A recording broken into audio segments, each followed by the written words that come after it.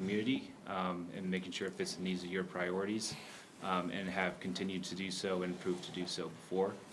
And so a little bit about the proposed project today, Buena Vista 3. It's a 100 megawatt solar plus a 100 megawatt storage project located right here in Otero County. It is co-located with the operating Buena Vista 1 and 2 projects located entirely on the New Mexico state land. It will share the existing Mexico state land lease with the operating Buena Vista 1 and 2 projects. The total capital expenditure of the project is approximately $262 million. We did receive site plan approval in November of 2024 from the New Mexico State Land Office. The construction timeline can fluctuate a bit, but we anticipate starting construction late this year and targeting a commercial operations date of December 29th, 2026. Those are the key highlights I just want to touch upon today. Happy to answer any questions. And again, thank you for having me here today. I have a question. Shocking.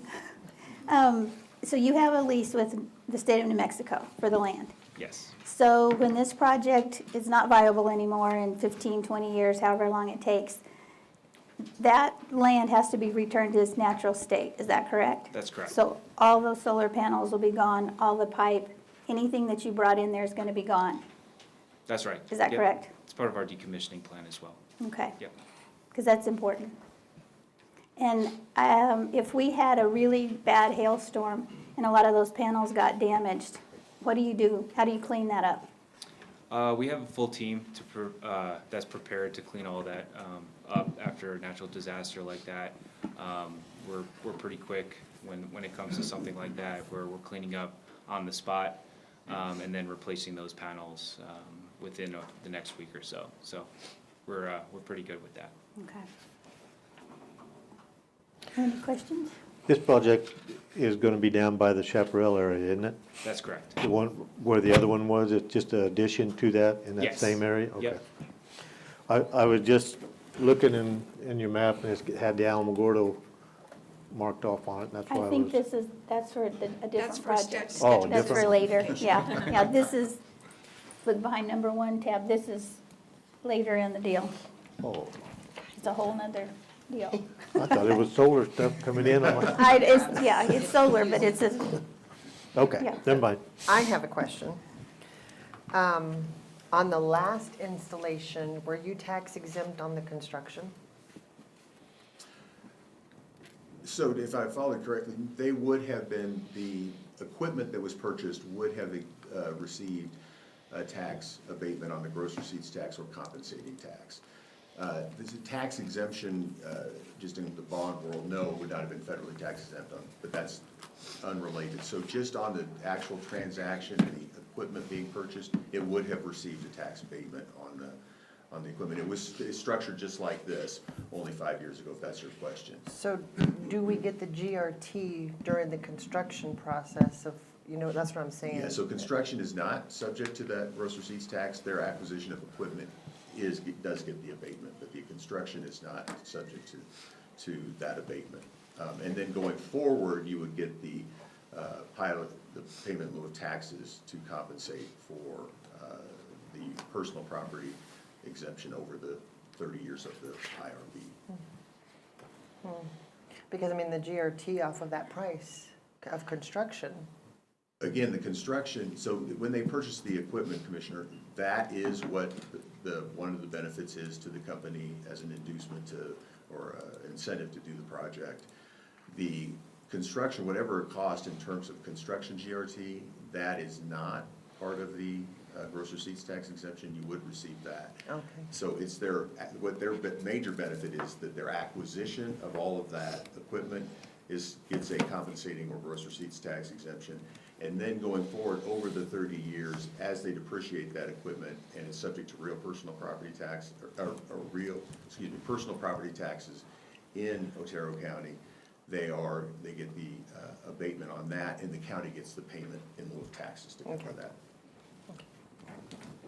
That's all I have. RB, did you have anything? I don't. Yeah, as long as all your questions were answered. Yeah, I asked them about returning it to its natural state, and they said that is definitely in their lease agreement with the state land office, so I was concerned about that. I just don't want New Mexico to become a dumping ground for all Yes. this renewable energy, and these wind turbines and all that are driving me crazy. It's Yeah. ruining our landscape. Yeah. I hate it. Madam Chair and Commissioners, all that is in the lease agreement, their obligations to remediate the project when it is completed, their obligation to comply with all county rules, regulations, permits, zoning. Nothing of that, in terms of their regular business practices, is waived for county rules and regulations. Again, to hit, which is a big thing to make sure, this is not a county obligation, this is not a county bond. It is economic development or incentive for this company.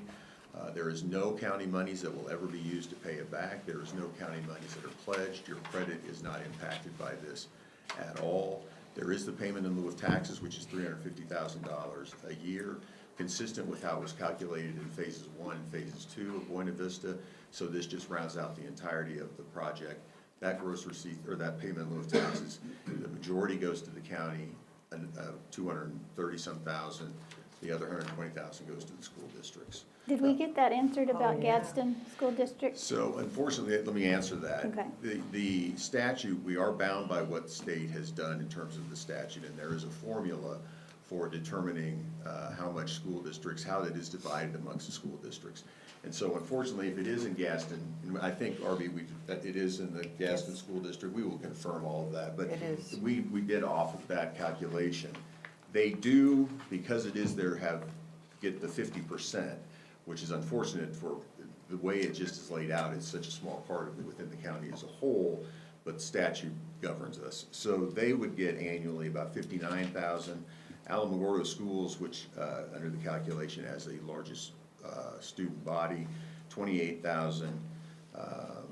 Tularosa about 12,000. Cloudcroft about 11,000. Okay, so it is a weirdness of the statute, because that really probably is not what was intended, but given the geography, that's how it actually has to be divided.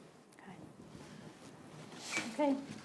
Anything else? I know. No, No? Okay, all right. I think that's it. Okay? Thank you. Thank you. thank you.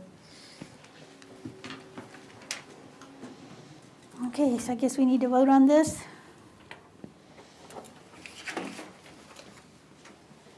Anybody want to make a motion? I make a motion to approve ordinance 25-5, industrial revenue bonds, I'll as second. presented. All in favor? Aye. Aye. Aye. Okay, we'll move on to our sheriff's office report. Are you guys hot, or is it just me? I purposely wore long sleeves. I did too, and I'm melting. I feel like I'm on the surface of the sun. So you're hot? Is it? Yeah. I thought it was just me running hot today. It's that broken chiller I told you about last week. Yeah. I was thinking it's The usually. children on the roof?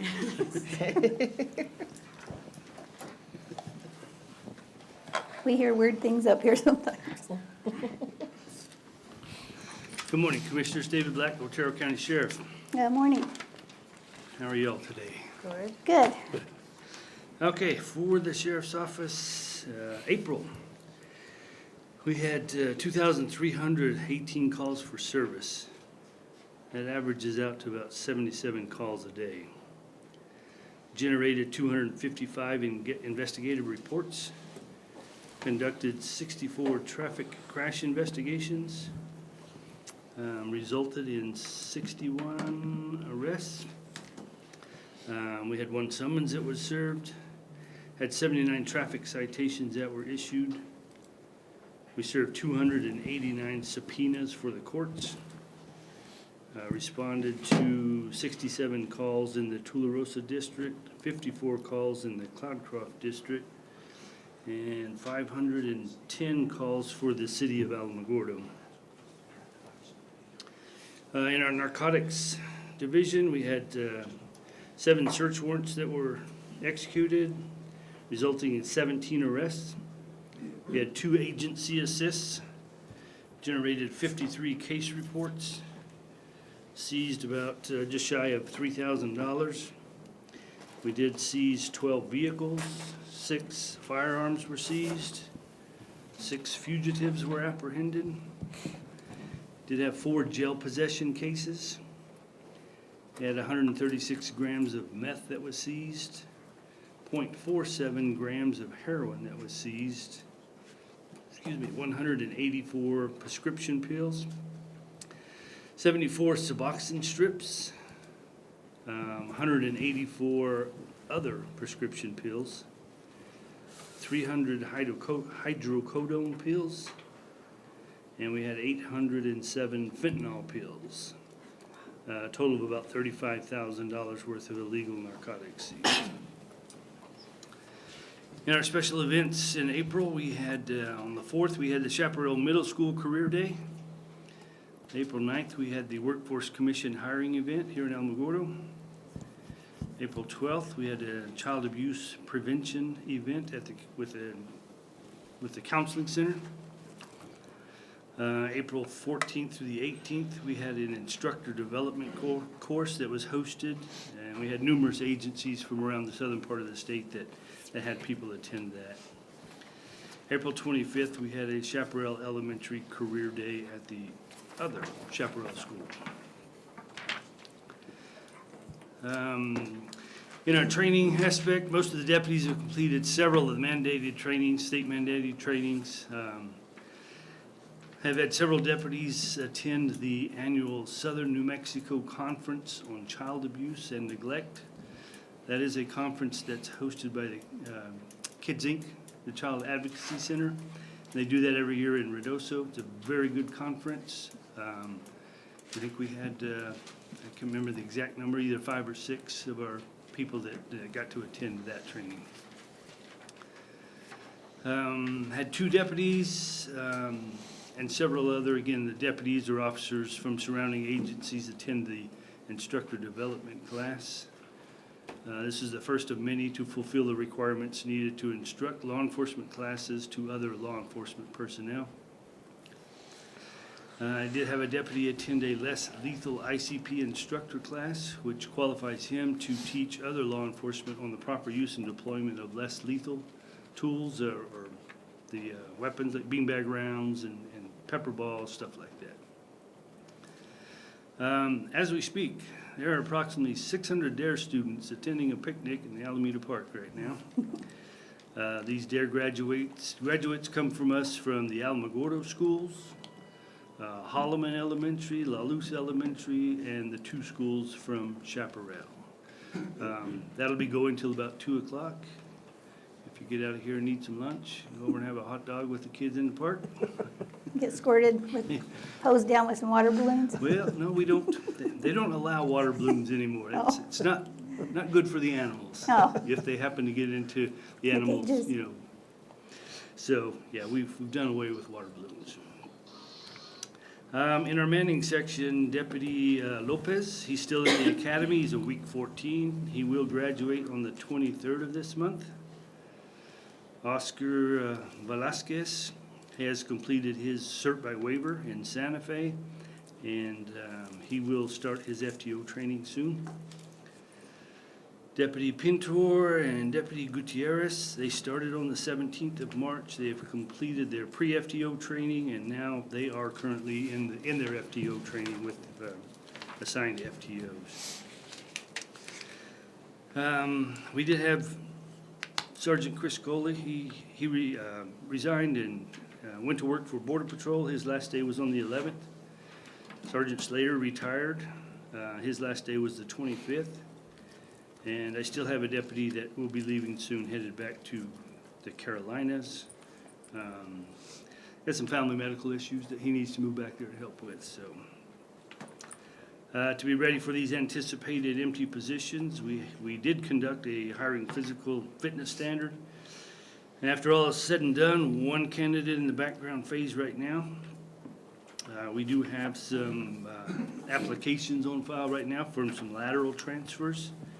And we will be conducting another physical fitness, starting the testing process again. So with all that, I currently have 3 vacant positions with 2 people in the background phase to fill 2 of those. I did have another lateral that was gonna fill that third position. I got word this morning that he's got a change in his schedule. He currently works for the government, and his contract was ending. They just renewed it, so he's gonna be there a while longer. So we'll get him on board here as soon as his contract and stuff is done, so. As far as our vehicles, our last Tahoe, we got 2 Tahoes that, we're waiting for the upfitter, but the upfitter's got them done. But these 2 are gonna be like our interdiction units, which we will have the LPRs, license plate readers and stuff mounted on the front of these vehicles for them. Tomorrow, the company will be here to program those LPRs and stuff, so hopefully first part of next week, we're gonna have a couple of interdiction units on the highways, Highway 54 and Highway 70. Is it gonna pop up for uninsured? Excuse me? So when they read the plate, you can see that the registration's been revoked because of no insurance? That would kind of be a second phase. So the LPR is basically, if we take a stolen vehicle report, we can enter that information. If it hits on an LPR, it's gonna give us an alert. There's a stolen vehicle, a kind of description, and you can even get into it, get a picture of the vehicle. I think if there's a vehicle that we need to run a tag on or something like that, from an alert like that, that's when the DMV return will let us know if it's currently registered, currently insured and stuff like that. Okay, So good. it'll all play hand in hand That'd be eventually, so. so helpful to actually have insured drivers. Yeah. So David, what is that camera that's set up, the city has set up? That's. Is that one of them? Yeah. Okay. Well, that's not really an LPR. Oh, Basically, sorry, I that's thought it just, it's a mobile trader. It's got, I think, 4 different cameras on it, so you can put it up, special events. And last year, we had it at the fair. We had it set up where we could watch certain areas of the fair. But they can move it all over, any areas that maybe having problems in, or a big event, something like that, they can just take that wherever they need to, and it just gives us another, It's just a another- recording camera then? Exactly. Okay. Yeah, that has nothing to do with the LPRs or anything Okay. else. so.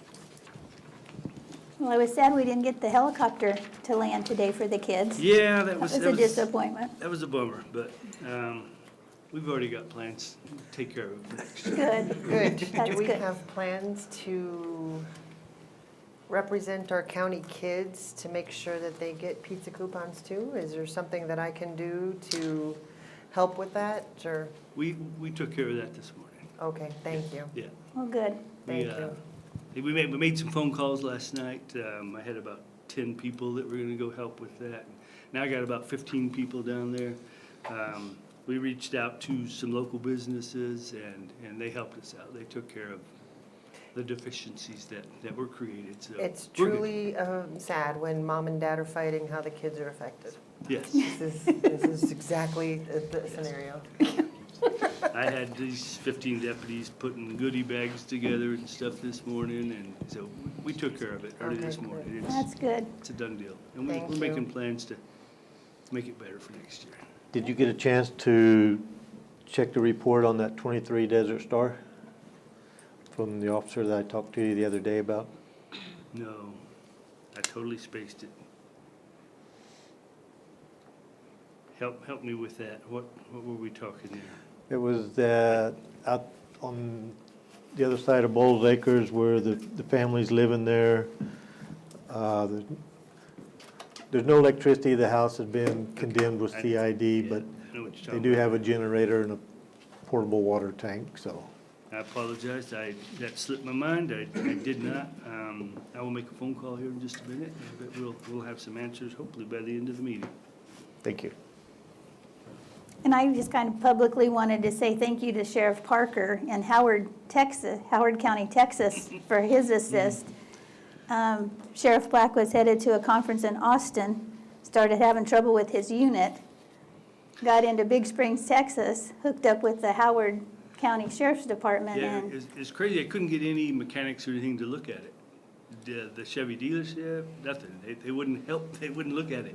They said, yeah, we can probably get to it in a couple of days. So I called Sheriff Parker at Howard County and I said, you got a mechanic on duty that you look at this vehicle right quick? And he actually sent a lieutenant to my location, escorted me to their yards.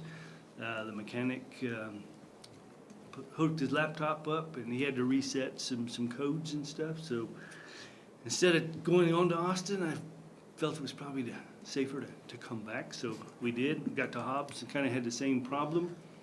But I don't know if you remember Kyle McCutcheon. Yeah, He lives in Hobbs now. We just happened to run into it him. was a God thing. Yeah, ran into him and I asked, I shut my unit off when I put gas in it. I started back up, about 2 minutes later, it had problems again. So he gave me Zach. He said, go see Zach. You see his building, it says the mechanics, all it says.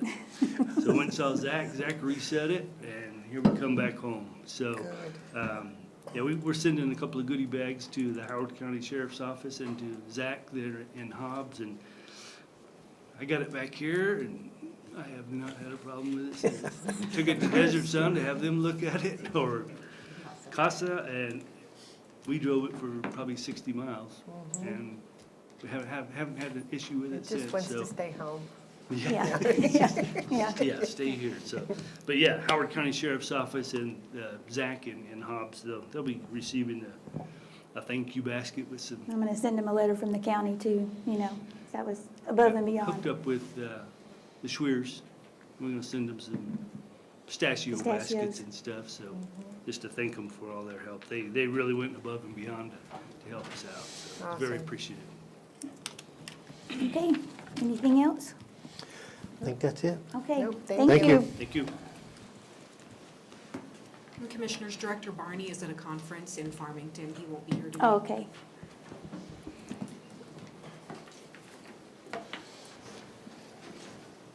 Good morning. Morning, Commissioners. Matt Before you Clark. get started, Matt Clark, let me say congratulations Oh, for graduating from the Emergency Management Basic Academy. That's pretty cool. thank you. There was like 13 graduates, so we wanted to say congratulations. That's a cool deal. Does that mean you're gonna save us $100,000 in writing that plan? That was not part of it on the writing aspect, but knowing that we were supposed to have some of the plans, I was like, okay. It's not supposed to cost us anything. No, it was a very wonderful course, 120 hours of instruction, 50 hours of prerequisite instruction, so. And this was put on by FEMA, right? Or It- Department of Homeland Security? So it's a FEMA course, and Department of Homeland Security for New Mexico has instructors throughout the state, and they put it on. Ally Rye was there, the Deputy Cabinet Secretary, when she was talking with us. Most states graduate 2 to 3 people a year, and this year she's expecting to graduate 25 from the basic academy. Wow. And it's all homegrown because they're all New Mexicans teaching. So, Good. Congratulations. Congratulations. thank you. I appreciate it. So Matt Clark, Emergency Services Director. Code enforcement, we did 15 solid waste complaints for the month, 3 illegal burns. Our office responded to 20 calls to help out the volunteers.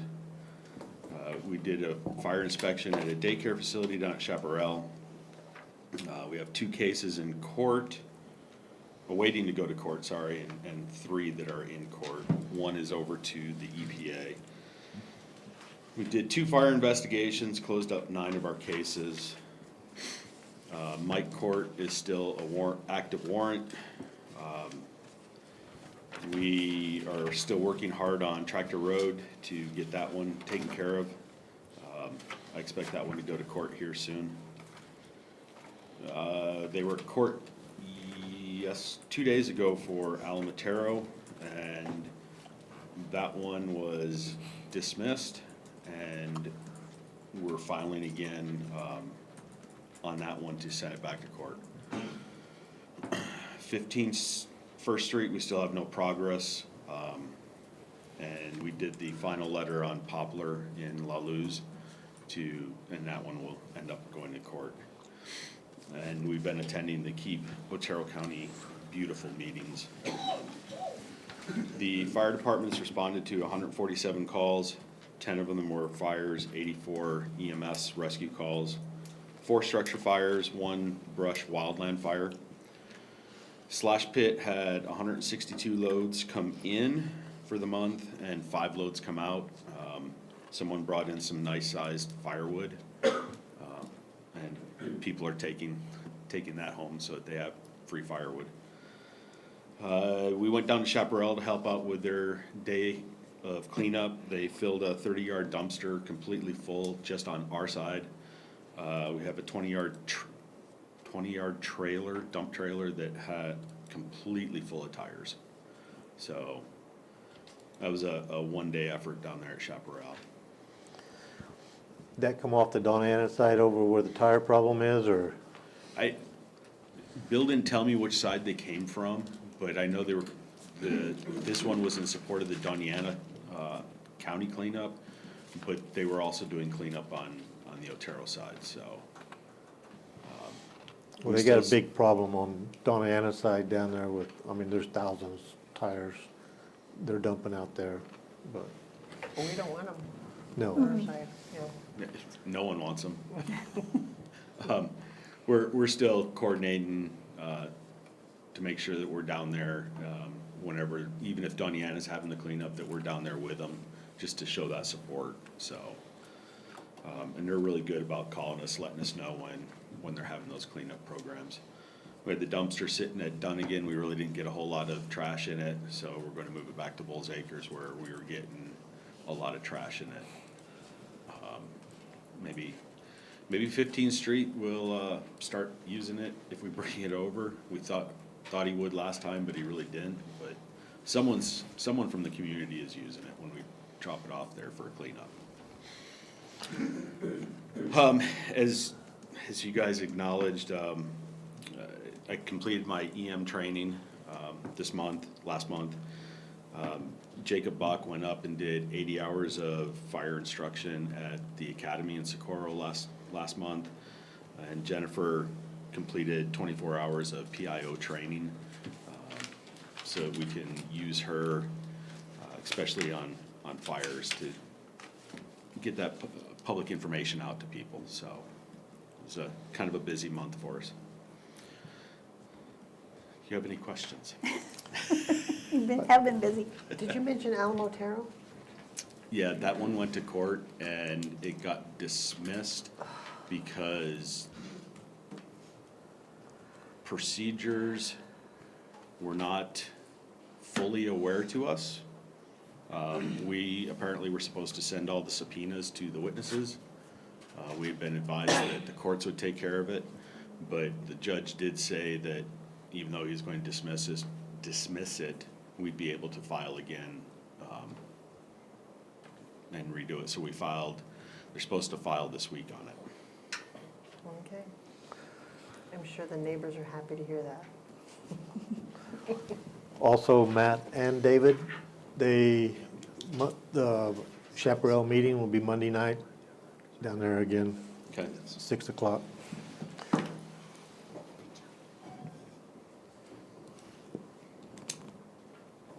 Anything? That's all I Nope. have. Okay, all right, thanks. Thank you. Congratulations again.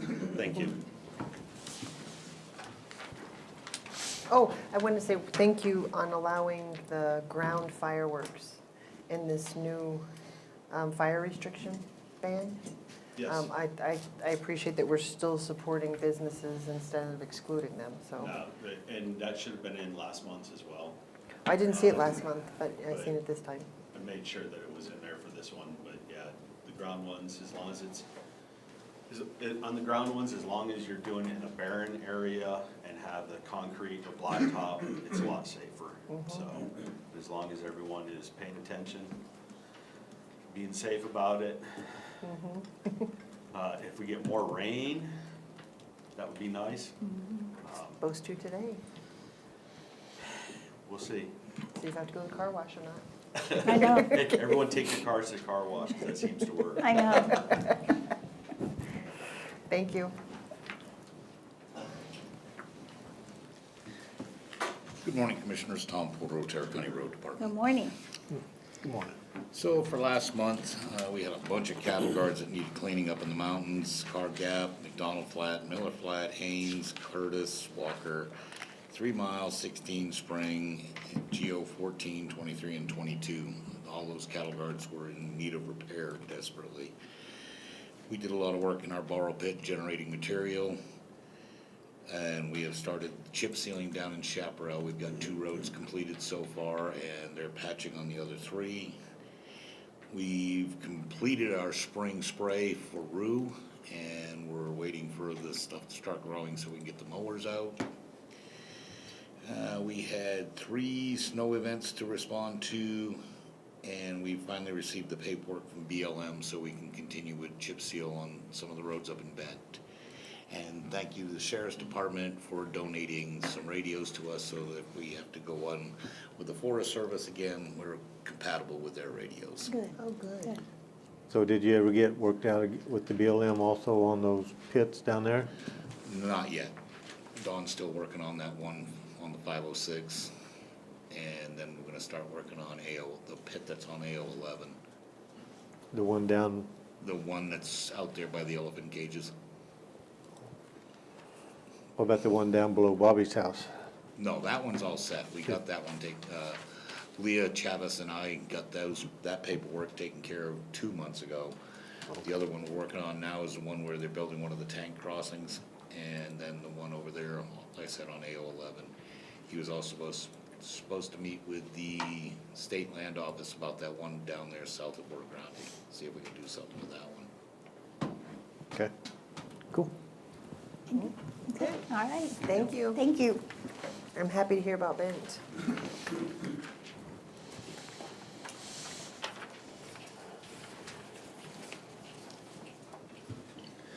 Good morning, Commissioners. Trent Parker, Project Manager. Good morning. So the Chin's roof replacement, the funding has been reauthorized, so as soon as we get fully executed agreements back, we'll be ready to, 5 more years to go. we'll be ready to hit that roof and get it done, I tell you. It's one of those projects that. The gift that keeps on giving. Thank you for staying on it. is, it Yes. is. There's always gotta be that one. Yeah. Flickinger Center, the brick veneer study, we've done the study, we got the price for the design and engineering, and that's on a current budget request that's currently still approved, so hopefully that goes through so that we can address the backside of that building and get it corrected. Good. Detention Center wireless access points, our on-call contractor, Zuni Electric, completed all the cabling and data room equipment racks. We also completed the air fiber tower and dishes so that as soon as Lieutenant Emery is back in town, that can all go online and start being utilized. Alamo West Fire and Rescue, 2 water storage tanks, they've been ordered and scheduled for delivery in July. Purchase orders for the new well, the geotechnical surveys, and the foundations have all been issued, so as soon as we get some permitting completed, we will be ready to get those foundations put in at both locations. Same with Bowles Acres. We're about at the same stage on both of them, which running all 3 locations at the same time did save us about $40,000 on the foundations. So Oh, good. that helps out a lot. So I Thank held you. one up Very just a good. little bit to help the other one out, but it's gonna save us quite a bit of money. Otero County Prison, the warranty replacement roof that we put on down there, it's all complete. We did a final walk after the last meeting last month, and there was just some minor little punch-out items that they took care of, and then we also did the 11-month walk on the pod roofs for the east and west pods. And same thing there, just some minor little issues that needed to be addressed. But at this point, we're pretty much complete with the prison roof finally. So we roofed a little over 140,000 square foot of roof. Place is much bigger when you're Yeah. actually in there than driving by.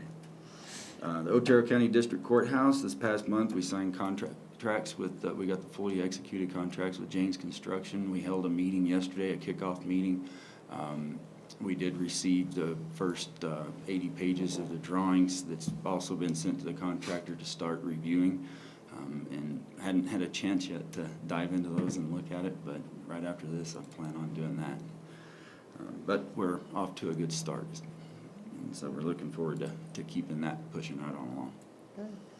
Twin Forks and Bent flood improvements, we've had several meetings to review their initial drainage studies and provide comment and make sure that they're going in the right direction of what we need as far as improvements to both of those locations.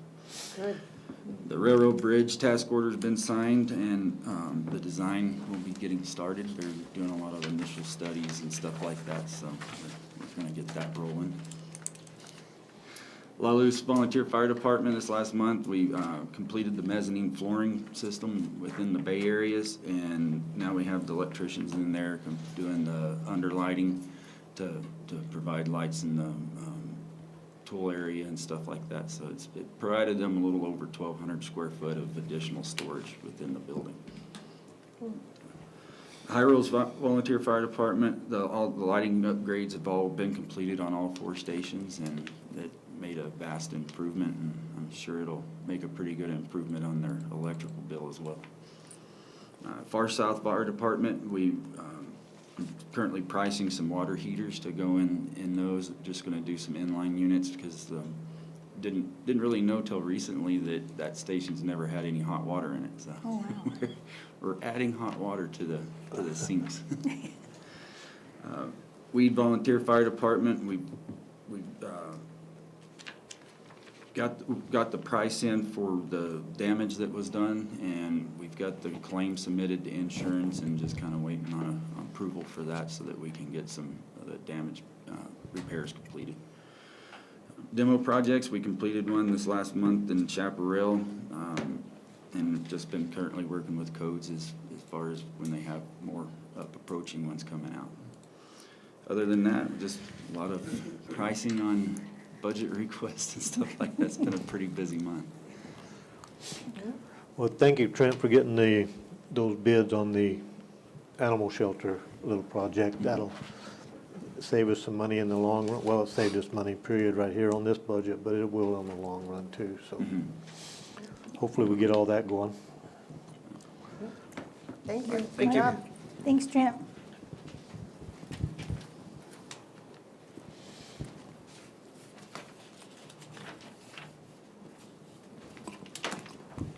Good morning, Commissioners. Good morning. Nina Sisler, Correctional Services Director. For the month of April, our average population was 144.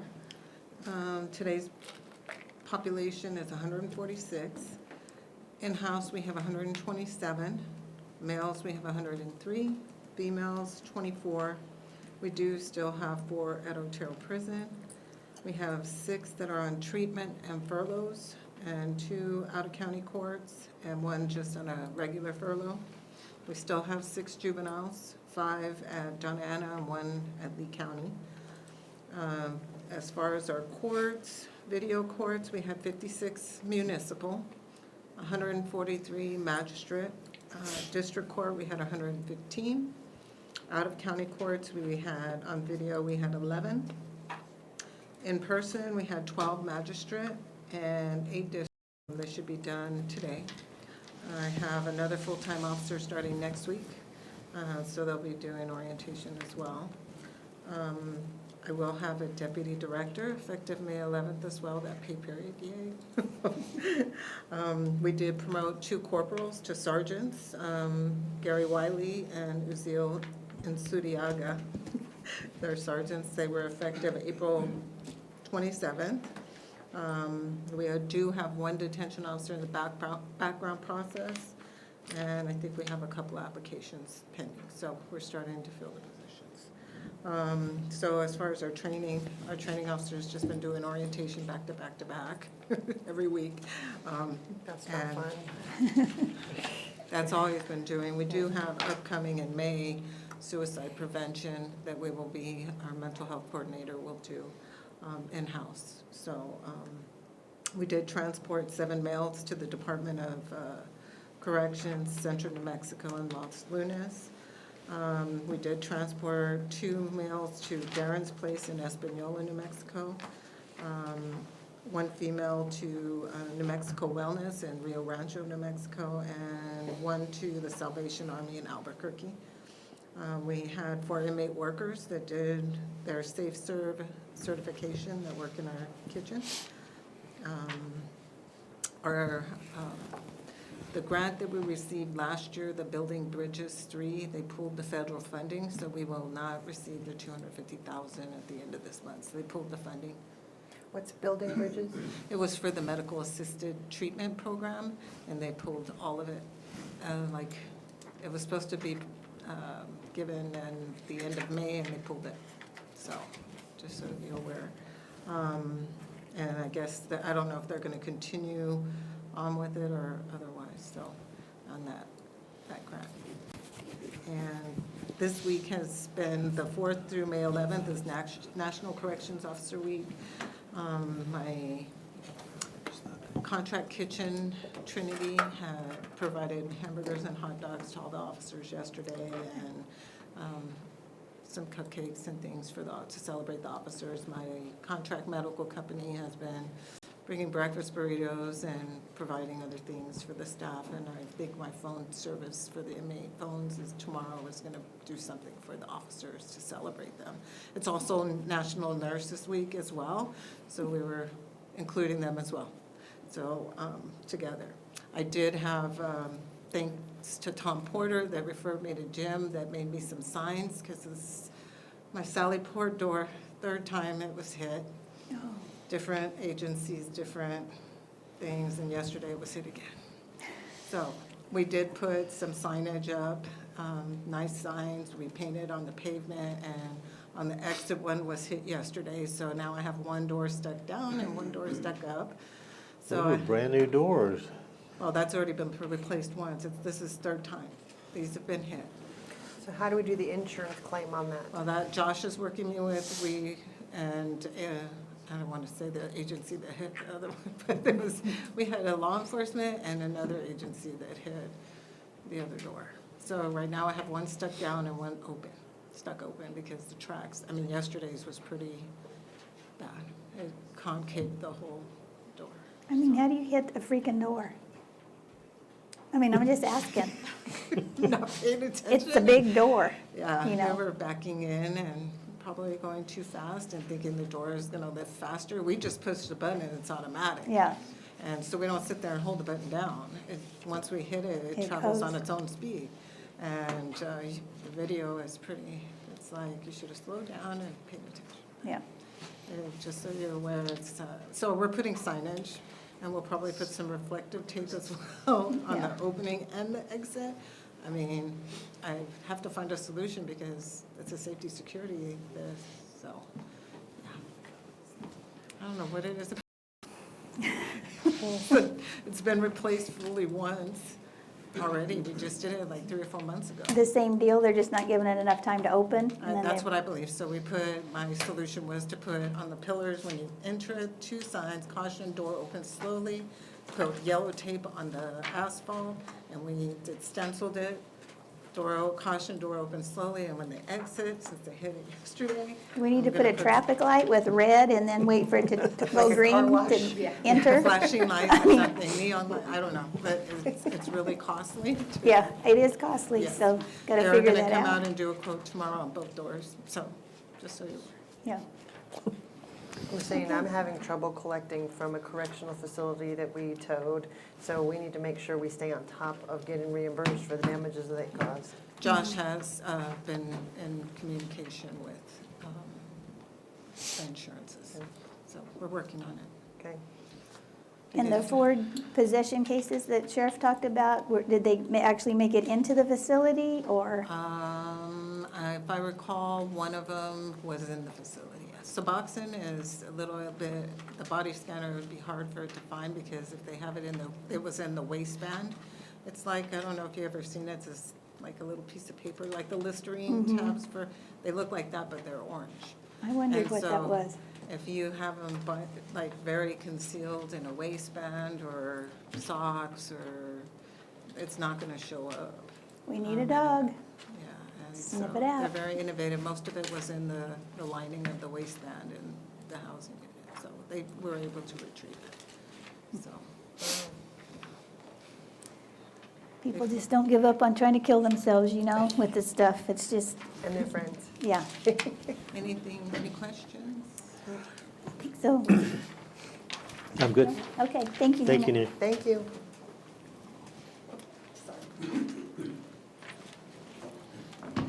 Good morning, Commissioners. I'm Mark Pentecost from Lincoln National Forest. I want to give you a quick update on fire and fuels.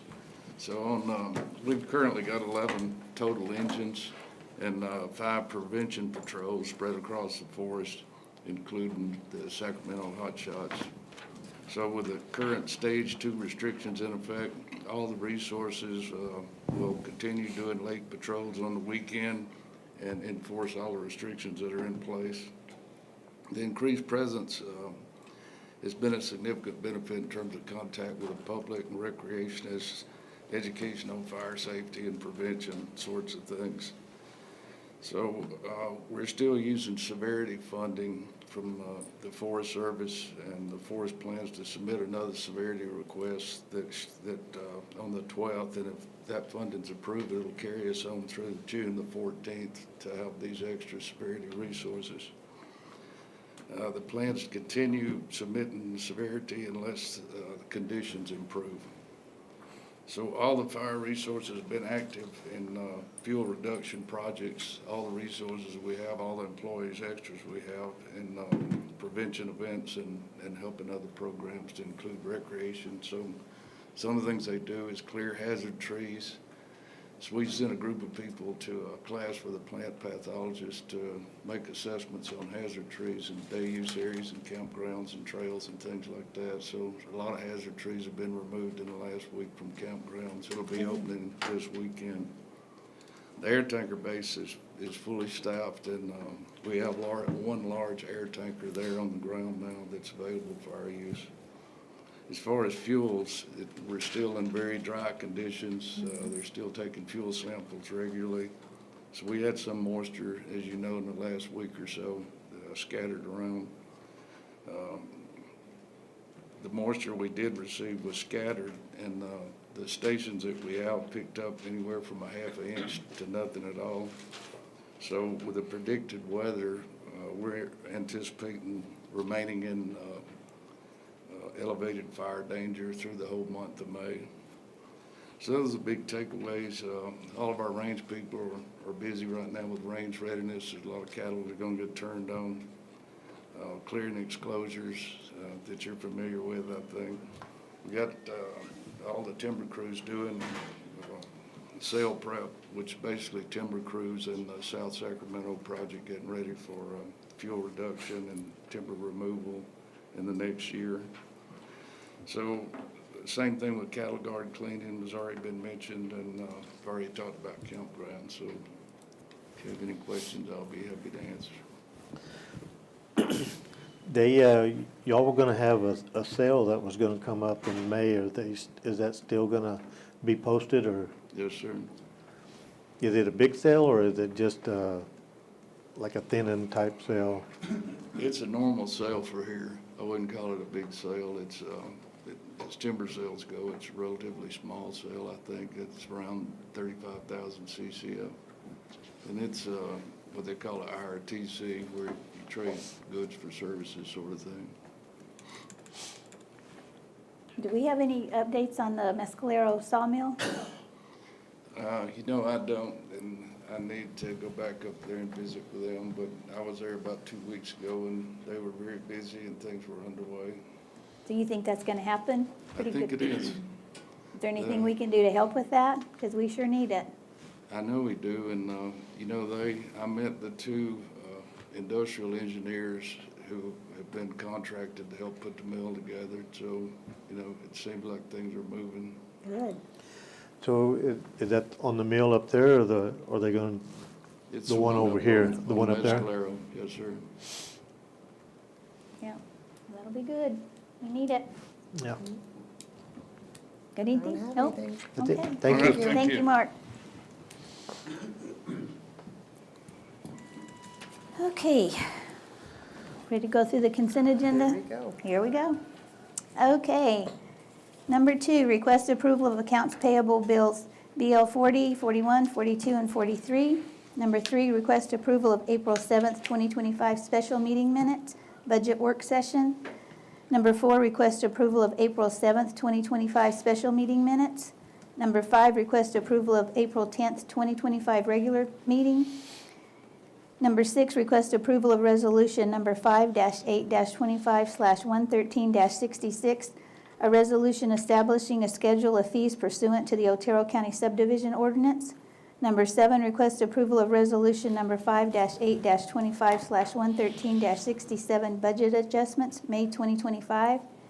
Number 8, request approval of resolution number 5-8-25/113-68, a resolution on restriction on use and sales of fireworks in Otero County. Number 9, request approval of First Amendment to professional services agreement between Christus and Otero County for inmate medical care. Number 10, request approval of student loan repayment agreement with Sylvia Tilbrook. Number 11, request approval of tuition assistance agreement with Amber Mayhall. Number 12, request approval of healthcare assistance claims and disposition claims for May 2025. Number 13, request approval of property liens for reimbursement of unclaimed decedent disposition services for April 2025. Number 14, request approval of award RFP 25009 lease management Flickinger Theater to Flickinger Center for Performing Arts. Number 15, request approval to award IFB 25-011 all-terrain vehicles to Lost Dutchman DBA Rocky Mountain Supply. Number 16, request approval of the reclassification of the training and QA specialist position administrative assistant. There will be no change in the current pay rate. Get a motion to approve those? We'll approve the consent agenda. I'll second. All in favor? Aye. Aye. Okay, moving on to number 18, presentation by Taft. Commissioner, item 17. We pulled 17. Oh, completely, you're not Yes. even going to discuss it? Yeah, Okay. we pulled it. We're hoping to get some more applicants in that. Okay, so now you know why it's pulled. Let me just say that I've been on the planning commission for 10 years, and we've never had a full commission. It is very, very difficult to get people to volunteer. And I'm ecstatic, actually, that I have 2 people willing to serve, and it will give me an actual full commission. Well, I think we need to go with our hiring rule, where we have to have so many applicants in order to consider, and I don't think we've met that requirement with the applicants for us to consider and decide who. And I want applicants that have investment in our community, and I don't even know these people. I don't. I'm just, like I said, I'm just grateful that we have 2 people willing to serve.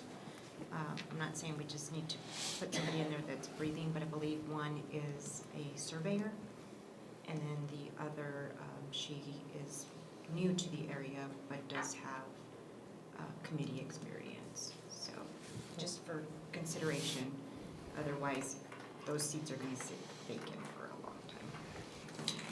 I think we need to put it out there more. I know it's on the website. I seen you relist it last month. But we need to, push it harder. Social media, I don't know if you got an email list or. I believe we did all of that Yeah. this last month.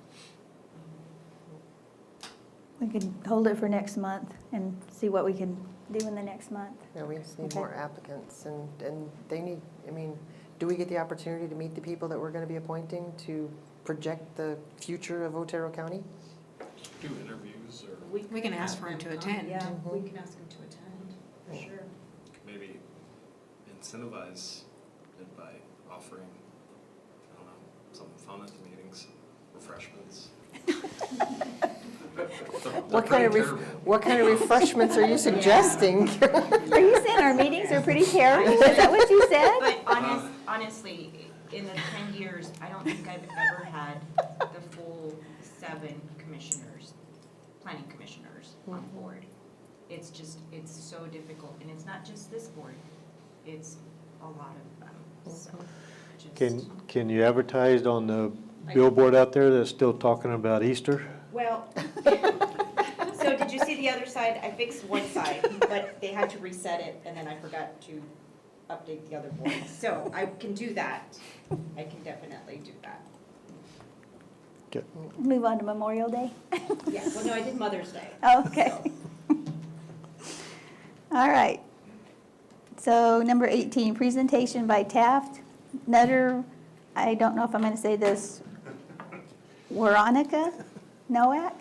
Veronica Novak. Veronica, so the W is a V? correct. Oh, okay. For the proposed Alamogordo Solar and Storage Project request for industrial revenue bonds. Good morning, Madam Chair and Commissioners, and thank you to Pamela for helping us get on the agenda today to present to you. My name is Dan Opperman. I'm with the Taft Law Firm. I'm out of Albuquerque, New Mexico. We are company counsel to Greenvolt Power for this proposed Alamogordo Solar and Storage Industrial Revenue Bond Project. Veronica Novak is here. She is the Deputy Country Manager and Chief Operating Officer, and James Nutter, their Commercial Manager, is here. They're going to make a presentation to you. I'll have a few things to say regarding industrial revenue bonds, which it sounds like you're getting very well versed at, and then we'll turn it over for questions. So I'm going to turn it over to my colleagues and let them talk. Great, thank you. And I'm not sure if y'all have the printed copies. We do, there? Okay, yeah. fantastic. Great, well, thank you so much for having us here. You know, we'll try to keep it short and sweet. I know it's been a busy morning, but really appreciate the time. As we're going through the packets, you know, the first couple pages, just an introductory to us as a company. We'll briefly touch on the project and some of the more important components of it, and then we'll have Dan come back and talk a little bit more details about the IRB itself. So once again, my name is Veronica Novak. I'm the Deputy Country Manager for Greenvolt Power US. So together with my colleague Donald Carrillo, who's not here today, we're in charge of overseeing the U.S. business, both our current projects and any new developments. Greenvolt Power is one of the 3 branches of what is called Greenvolt Group. We are solely focused on the power business, which is the solar, wind, and battery storage. Here in the U.S., we've been around for a couple years now. Our headquarters are over in Boston, Massachusetts, but we have a presence in multiple states and also some employees spread throughout the country. Our origins started about 20 years ago with our CEO, our CFO, and our CTO. So all 3 of them are the original founding partners of the company that has kind of operated under various names over the years. But all 3 of them have been together since essentially '99, working in this industry. In terms of our U.S. presence, like I mentioned, we've been here for a couple years now. Our pipeline is about 2.4 gigawatts, and those are what we call real projects. So projects that are actively in the interconnection process, projects that we're putting capital in and actively doing development work on. We are, as of last year, a U.S.-owned company, so we have been acquired by KKR, which is one of the largest private equity firms globally. So we were previously a publicly traded company, but like I said, delisted as of the end of last year. Moving on to some of the project details. So as mentioned, great, thank you. The next one, please. And one more. Thank you so much. So here's some details about the project as a whole. So Alamogordo Solar and Storage, it's a 100 megawatt AC or 125 megawatt DC project coupled with storage, so it is a hybrid project. The project is located on private land about 3.5 miles west of the town.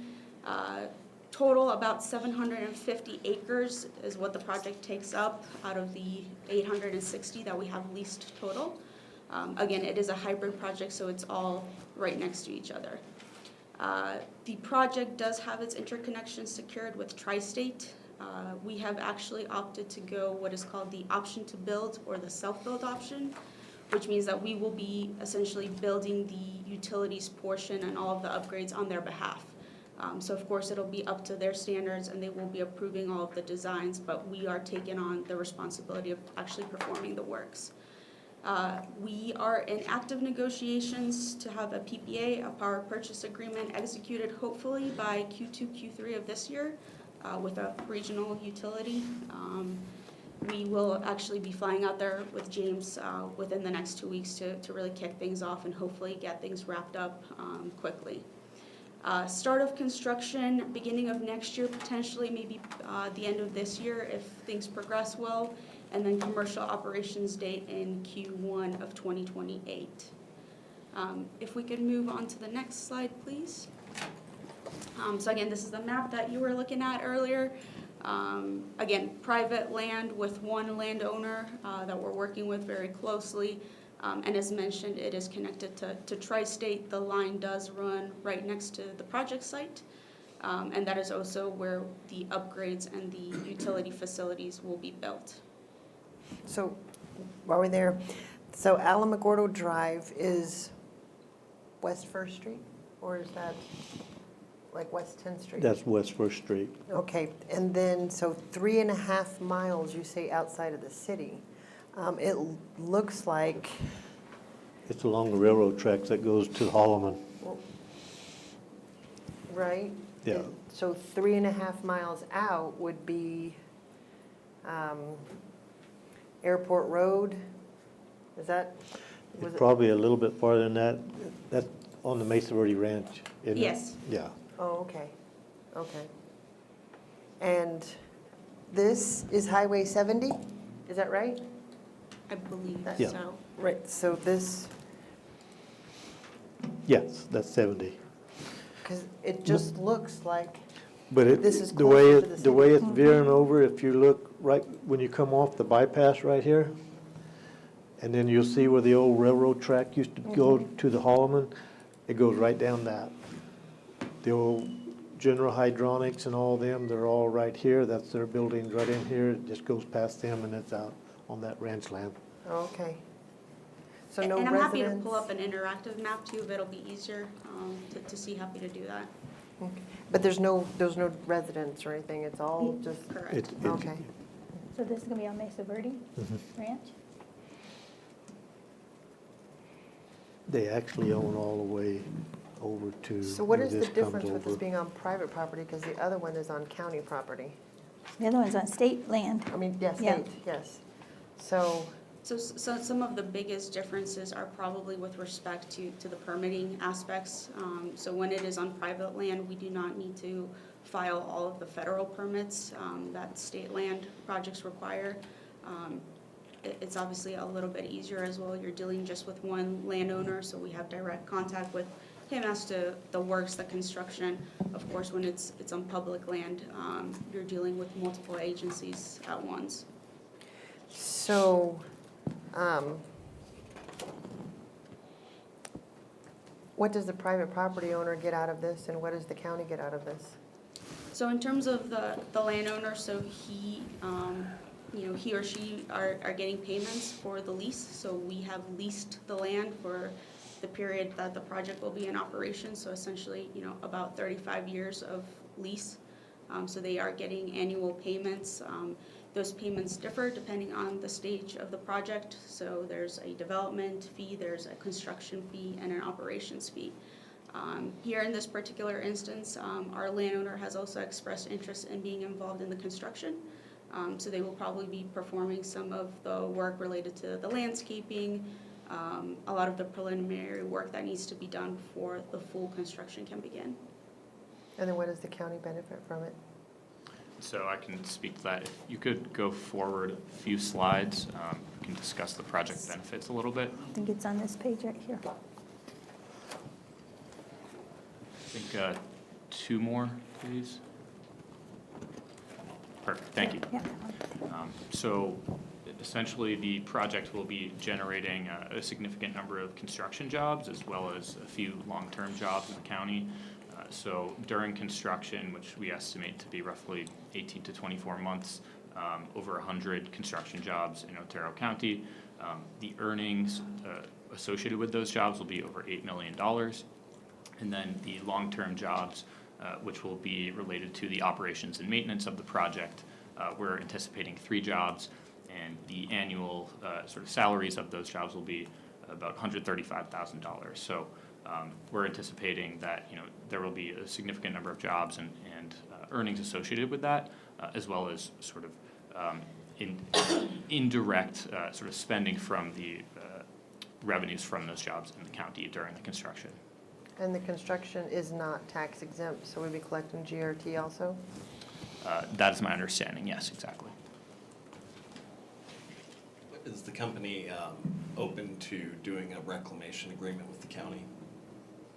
Sure, just to clarify, you're talking about, are you talking about reclaiming the land after operations and construction? Or After, well, that and then 30 years from now when the project's over and restoring it back to the state it was in previously. How would Yes, you do that on private property? Well, they're seeking our permission, so we can make it part of the requirement. I mean, the landowner would have an input probably, but they probably, I don't know. We'd need to hear from them, but it's something we'd want to discuss. Yeah, absolutely. So there's probably two parts. One is the restoration, which that's true for every project. We always leave it exactly as we found it, sometimes better. Sometimes those are the requirements of the landowner. So that's a given. In terms of, again, this is private land, so we cannot make decisions for the landowner. As I mentioned, we're leasing the land, so we have not purchased the land directly. But I'm sure, you know, it's something that we could, you know, discuss with him together. But like I said, ultimately, the decision with what happens with the land is his. And just to add to that, you know, we are planning to fully decommission the project. We commissioned a report that outlines the decommissioning process and what needs to happen for this particular site. And we have been budgeting for this cost as well at the end of the lifespan of the project. And so like the one that's been in construction between Alamo and Thule on the east side of the highway, they have a reclamation agreement with us. And then I also checked with them and because Mr. Porter raised concerns about all of the ground disturbance that's occurring as a result of the construction, and you know, what's that gonna mean when monsoons hit, and is all that mud and flooding gonna come across the highway? And they have plans in place to mitigate that, including putting fresh seed. They're in contract with Curtis Seed for native grasses and plants to be planted and to restore the damage they've done to the ground there. Isn't there another solar complex out there in this area? Not on the Mesa Verde Ranch property. So I don't know why I was thinking there was another solar field already out there. I didn't know if this was joining it or gonna be. So this will be a standalone project, so it's not an addition to anything that's existing currently. Okay. Totally separate. Okay.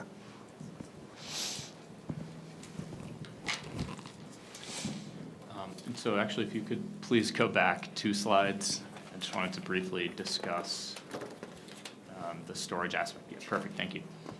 So as you may be aware, you know, we have a battery energy storage component to this project, and the idea is that when the sun is shining and the solar generator is producing, the battery can soak up that excess electricity, store it, and discharge it at a later hour. So, for example, when the sun is going down, and we can use that electricity and inject it to the grid. In terms of the technology, it's your lithium-ion battery technology, really the same exact technology in our phones and laptops and everyday use, just a bit larger. And so this is a picture of a project out in California. It's actually about 7 times larger than our project, just the battery part. But to give you an idea, it's basically containers, sort of large containers, and just lined up next to each other.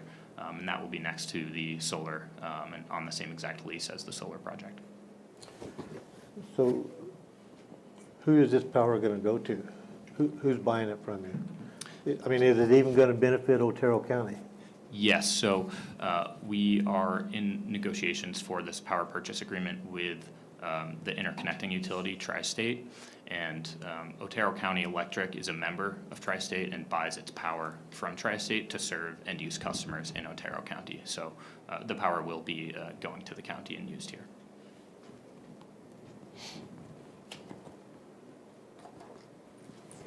If you could go to the next slide, please.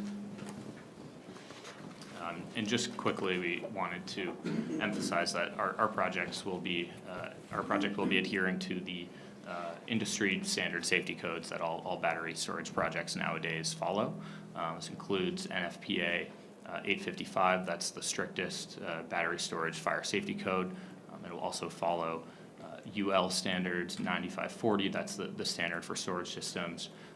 And there will be several sort of ventilation systems and processes that the storage provider that we're considering will use to make sure that in any sort of worst case scenario, any explosions or anything like that will be self-contained. So we feel very confident about the safety of this project. There's Matt, he's gone. I was gonna ask him if he knew how to respond to this if we had a big explosion out there, if emergency services, if they're equipped to deal with this. So is this just a battery storage facility, or is it gonna have the panels too? No, it will have the panels It will, too. We okay. just wanted to focus, on this piece. Yeah, I didn't see anywhere in there where it was showing the panels, so that's why. Yeah, so it's going to be 100 megawatts of solar panels and then 50 megawatts of battery storage. So because you're seeking this through the IRB bond, that makes the property tax exempt. But being on private property, how does that work? Maybe let Dan. Madam Chair and Commissioner Burrell, that's a good question. We're working through that process. We would work with your bond counsel as well, Mr. Muirhead. What you see in those situations is, right, typically where you have a situation where the county owns the land and you have a lease agreement in place. Here with the private owner, we would actually potentially use a lease and then a sublease, so where the county would take ownership of the property to make it tax exempt, and then the facility would make, the company would make lease payments in order to utilize the property tax exemption. Whether that comes into play is still under negotiation. We could utilize the property tax exemption. It could be just the equipment only, where you would see the GRT and then a compensating tax if equipment is purchased out of state, and that could be a component of this as well. And then you also take into account that we would have on the next few slides that I was going to talk, and you talked about it earlier, and Mr. Muirhead hit on. We have the pilot payments, we have the school district requirements that would be in play. We understand, similar projects, so we would be looking at, at how those are structured and working with the county. And going to the fire, just while I saw it up there, these are the things in other counties where we represent either the county or projects, making sure that we work with all of the parties in the county, your fire chief, to make sure that we have everything lined up, everything's approved, everyone's comfortable before going forward, so that that the project is successful.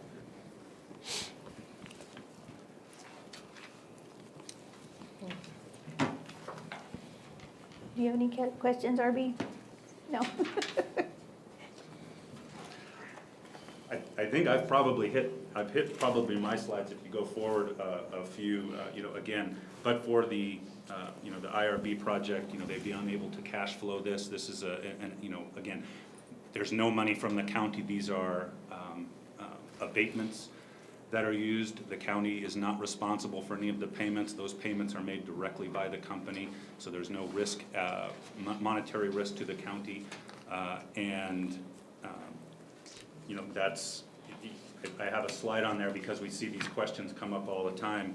Are my tax dollars being used? On the next slide, and like I said, no, there are no tax dollars used in these. These are again partial tax abatements, and another question that comes up are doesn't bonds mean Otero County is getting cash? And no, they're not. And so those are the things that we want to make sure. Again, it sounds like you guys are getting very good at the solar and battery energy storage projects in your area. They're tremendous benefit. We think this project has tremendous upside for the county, as James hit on earlier, with the construction jobs and the various other aspects, benefits to the county.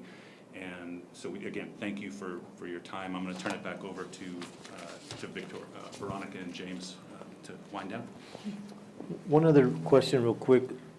Are there any wind turbines in this? No, none. All solar, All solar. all panels, and, okay.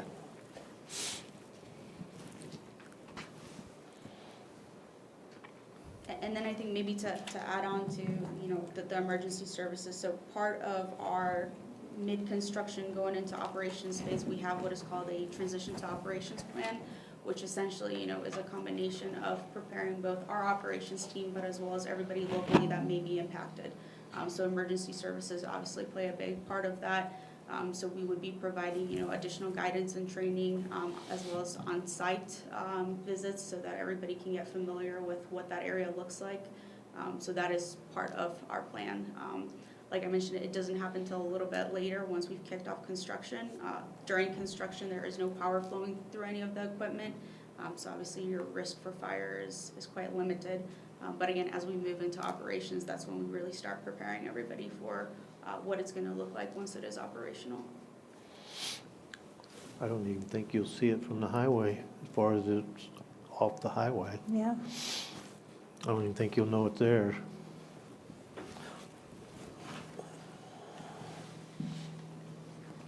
Okay, any more questions?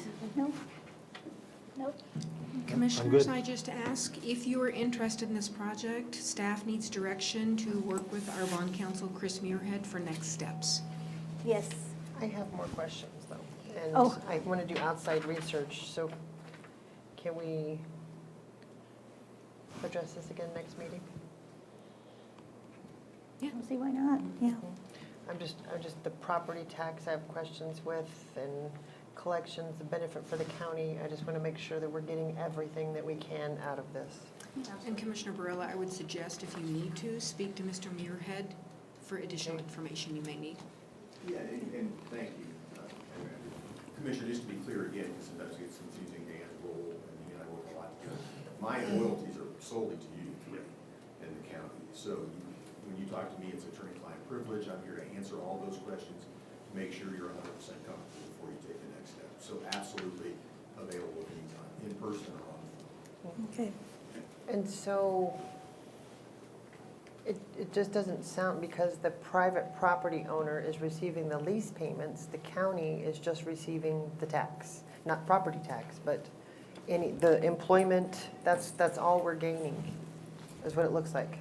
You would also be getting, as Joan indicated, there is the ripple effect of the construction jobs and the gross receipts that flow through that. There's also the payment of the taxes that we talked about, which is, in the case before, was, $350,000 plus the $420,000 of the early part projects, which in that situation you wouldn't see without the project. And so those all go into that pot.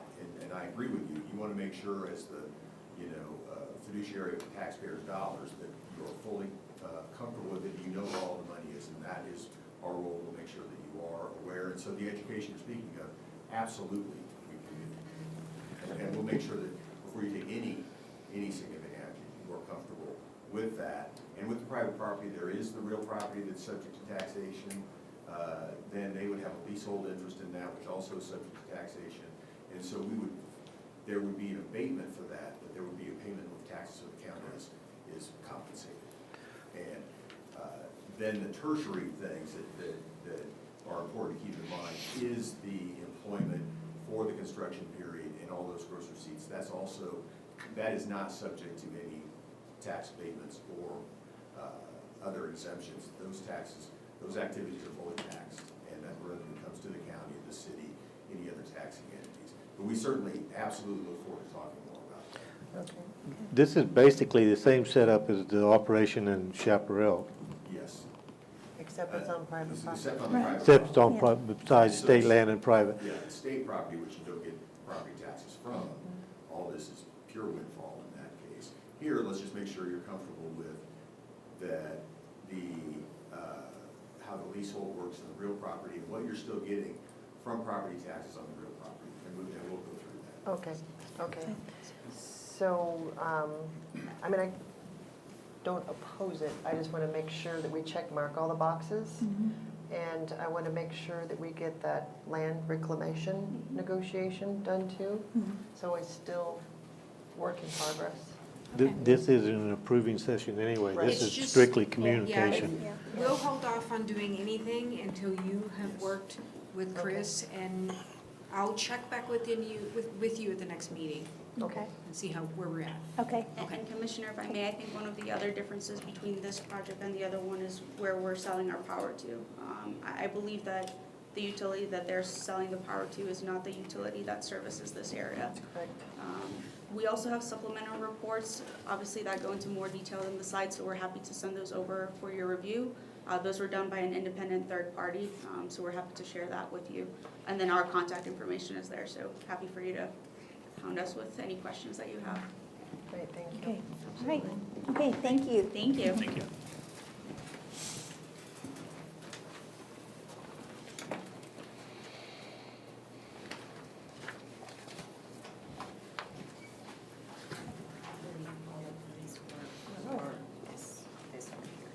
Oh, okay. Yeah, I think everybody that signed in was for this. Dan Opperman, Brett Tedford. Did you want to speak to something other than to this? I mean, we're going into the open discussion, the citizens' communication. Yeah, I was gonna, on the fireworks. Uh-huh. Okay, go ahead and come on up. Okay. Although I'm employed with the public schools, I'm not representing them at all. Okay. It's my own business. Last year, Ruidoso went through a catastrophic damages and Right. fire and stuff like that. And so TNT collectively decided we weren't gonna sell because of that, and we Right. donated money to the schools for the children up there that were in need. With that being said, we didn't, the money that we get from that, we only get a percentage of what the stand makes, and so whatever we earn, my wife and I, we put it back into our classrooms, to our, of course, our own children, because it's our income. And so, this last year was kind of a financial burden. I do appreciate, you guys letting us do the safe and sane stuff to sell, because, something's better than nothing. But, if I could ask you guys for a favor, if we do get enough rain, to let us know beforehand so that we can notify TNT to send, because I sell out in the county. And so we could send the real moneymakers for us. I would greatly appreciate that. Okay, that'll be up to Matt, so Yeah, when I would say if he email lifts Matt. that, and Okay, we're praying for rain, and we hope we get a bunch of it. for So, sure. yes. And I'm seeing it's kind of a great start right now. Yeah. So Yes. keep it coming. That's right, I that's right. appreciate you. Thank Thank you so Thank much you. for your time. Okay, then I have James Nutter. We accidentally signed up. Okay, yeah, you're all on here, so I think that's the rest I of may them. have misled my clients to sign the wrong sheet. Okay, that's okay. Okay, so I think that's it. And John Trainer, was he part of the group also? I believe that was the gentleman that spoke at the beginning. Okay, all right, so they're all gone. Okay, all right. So now we will move on to new business. Number 20, request approval of resolution 05-08-25/113-69, disposition of personal property and fixed assets in accordance with state statute through govdeals.com and online auction service.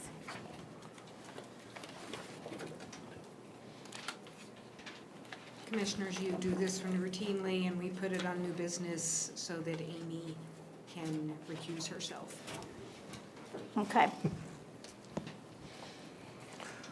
I have no problem with it. me either.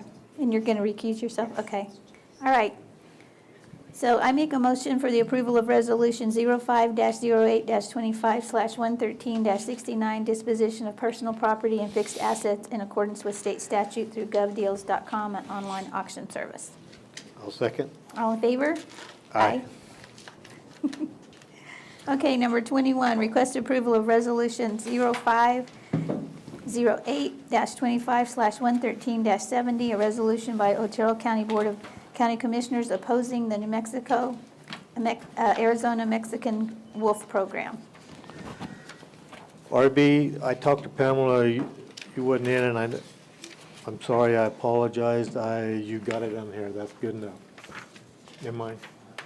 I just added it today. Yeah. So he And just gave us so, a new one. Yeah, so Yeah. I'm giving you a new version.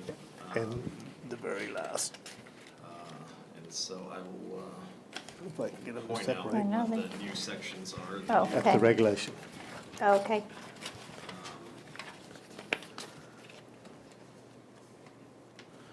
So at the top of page 3, the second whereas, that paragraph is new, and it refers to our county ordinance. And then on page 4, paragraph 3 is new. And again, referring to our county ordinance.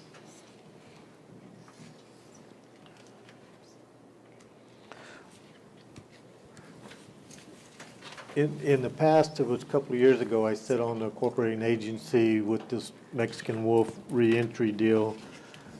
And at that point, they were not going to implement anything on the east side of I-25. Now they are talking about implementing the wolf in to control the elk herds, which would be disastrous for this country up here as far as the cattle business. And also, they need to be reminded of that ordinance. So, which is probably not worth much more in this paper, but at least they were trying, so. We should add a paragraph to allow more hunting instead. To help with the elk That would population. help with the elk specifically.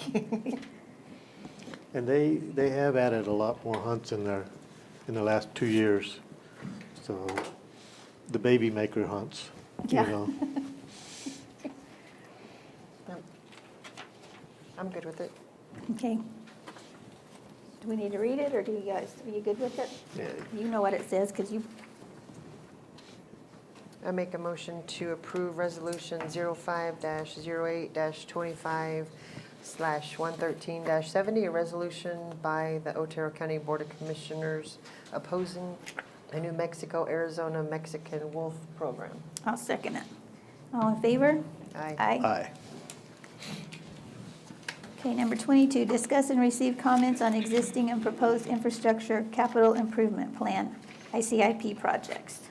Commissioners, we do this every year. Again, this is a plan, not a request for funding, but to request capital outlay in fall. We will need any of those projects here. I have worked with staff on any past unfunded projects they had, if they have any new projects. This is just for you to look at to see if you need anything added. In order to add something, I do have to have a good scope of work and quote from an engineer for this, and I am gonna work on your item with animal shelter, see if we can get that done in time. Next month, I will bring this back to you, completed, and you will vote on it and prioritize your projects. So what I requested to be added to this list was animal control. Okay.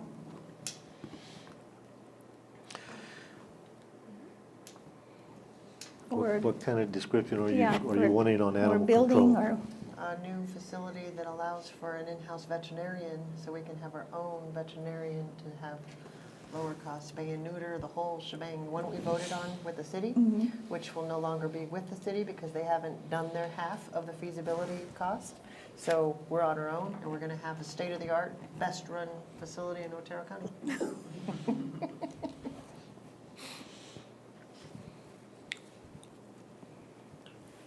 And as you see, we are phasing more projects now in hopes we have a better chance of getting funding. So a few of these are phased. yeah, because the more you ask for, the least chance you're gonna get it. Exactly. I mean, if you stick around 500 grand, they seem to help with that. The rest of them, we never get them. Well, I hope they fund the next half of the public facility. I know, that would be Well, it's kind of silly of them to fund part 1 and not part 2 and 3. Yeah. And I think we've got good support on that. I mean, We all of do. our senators and reps are really on board with that, so I think we've got a good shot on that one.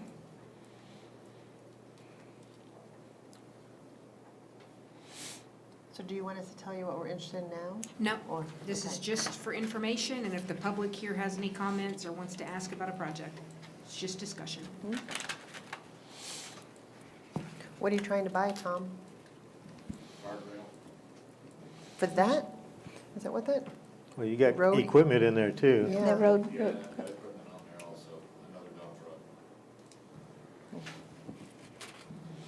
The guardrail project needs to move up. It's been struggling for years. We've been chasing funding every which way we can on that project. This is a guardrail that runs around the little creek, I'm assuming? No, this is, the Tiburon Highway from Sunspot down to Tiburon. Oh, There's roughly 30,000 feet of guardrail in there, and it's all 25-plus years old, needing to be replaced drastically. how many accidents do we have that hit that guardrail? I can find out, I don't have the number now. If I had to guess, I'd say one a year, Oh, at least. yeah. Think so? A lot of them go unreported. just hit and go.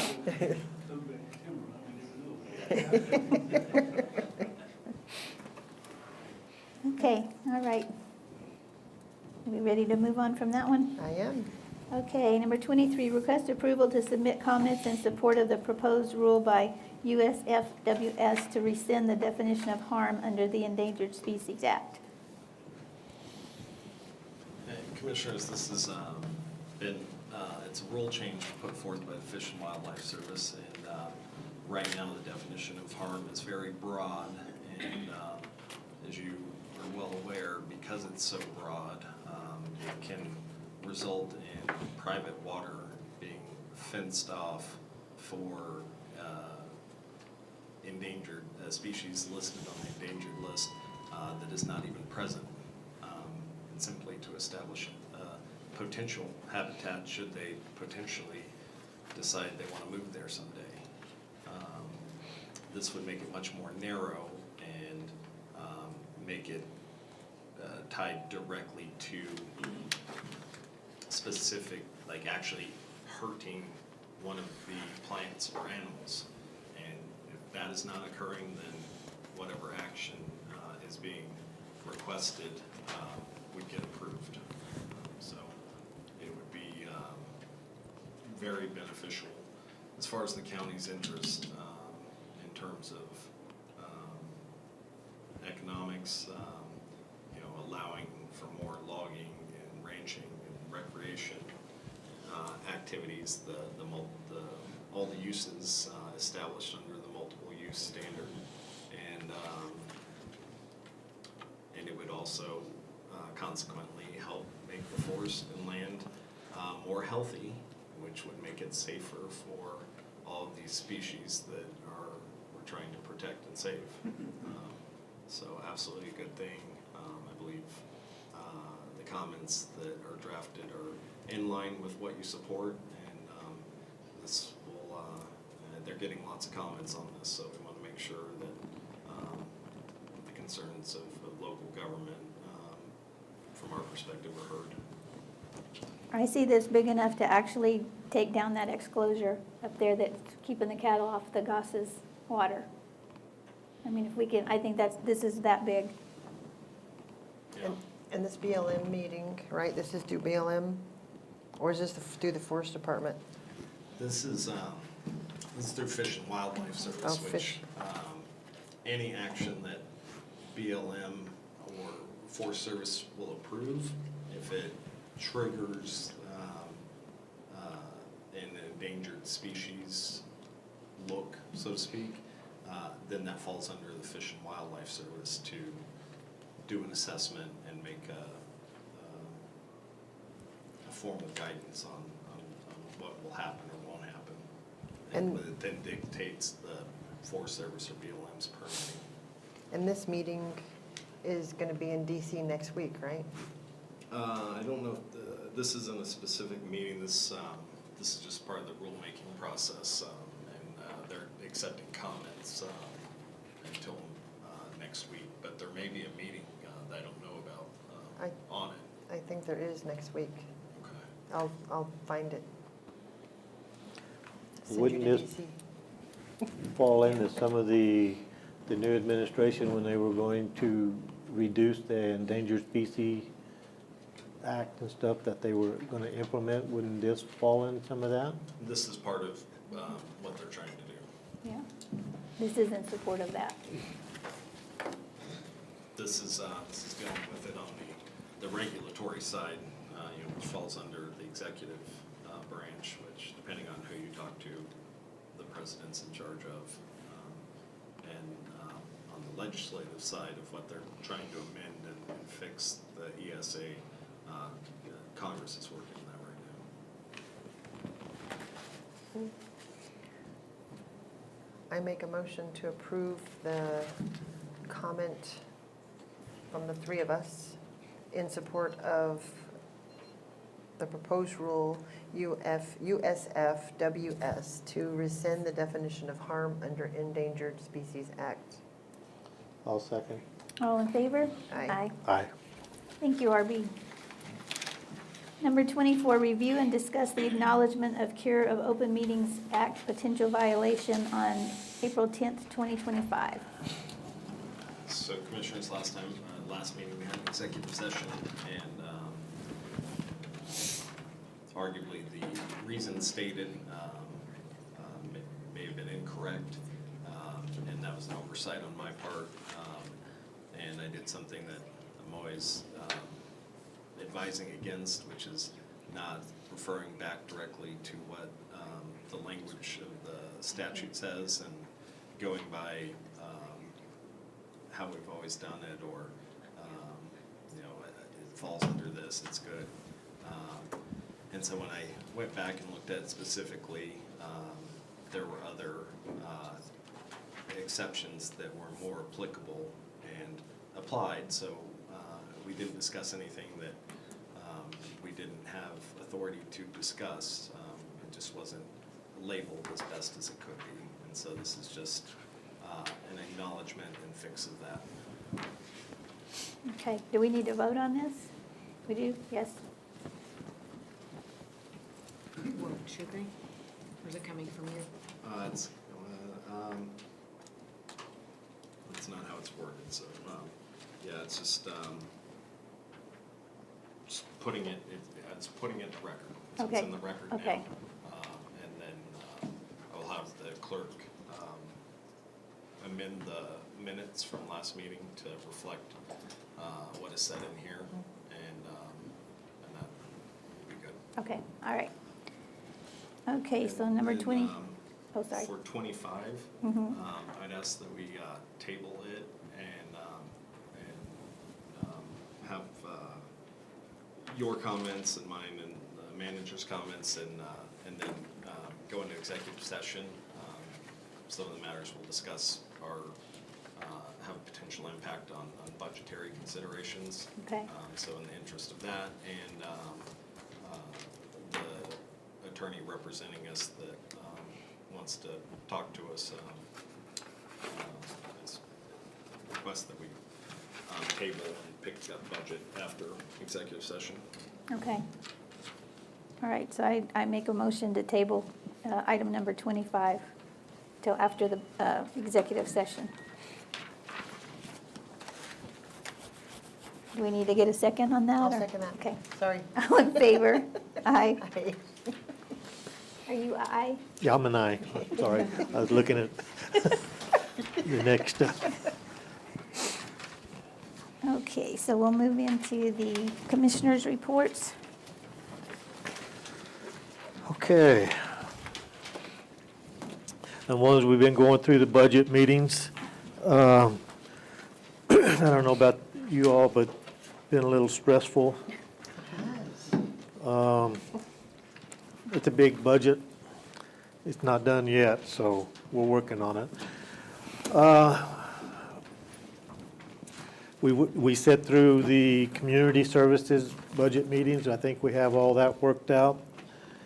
Tom, RB, and myself went down to, it was a meeting on the 506 road, which I thought was going to be through Fort Bliss, but it ended up being a BLM parade tour around the mesa a little bit, looking at an old homestead and some of the other stuff. But it was a little interesting. Everybody got to see the new construction work on the 506 and that issues.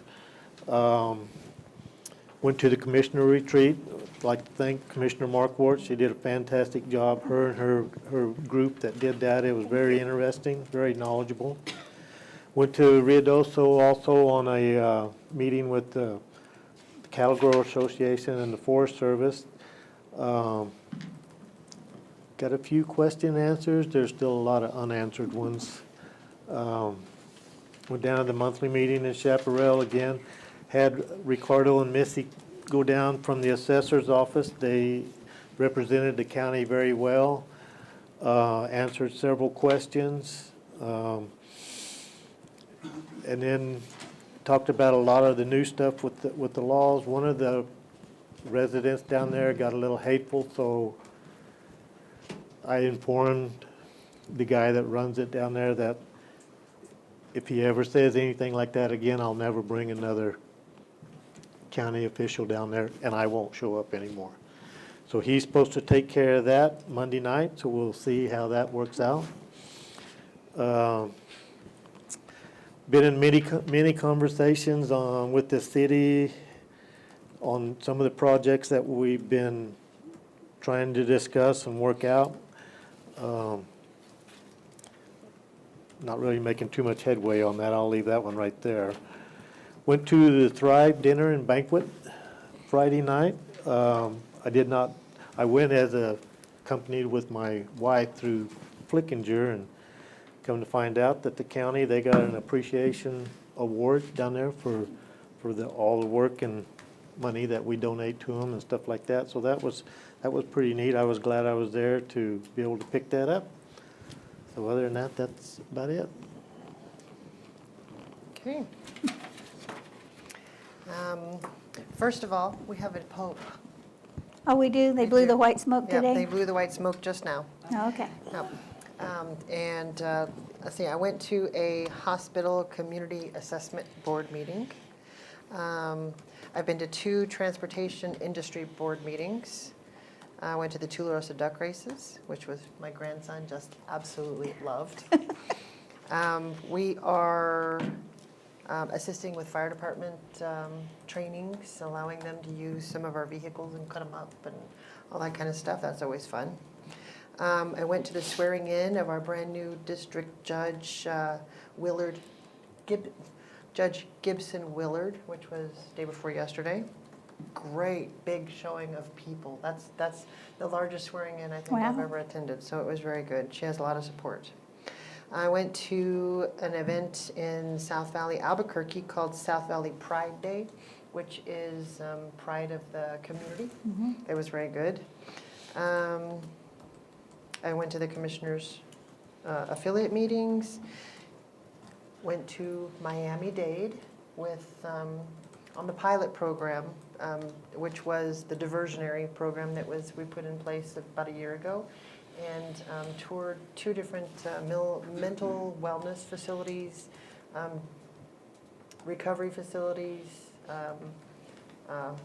food assistance, everything. They offer literally everything. And very excited that we can move on to another step with that. One of the takeaways, I think, from that is that it's actually cheaper to house them in a facility that gives them the resources to recover versus jail. So it will be, while it's an investment now, it will be better and lower cost for us in the future and safer for us to house them. Also went to Earth Day, which was great because I wasn't working it, so I got to actually tour our beautiful zoo, which was good. And I want to invite everybody to the La Luz Pottery fundraiser on May 10th at 6 o'clock, which will be at the Flickinger Center. Yes, and that'll be fun.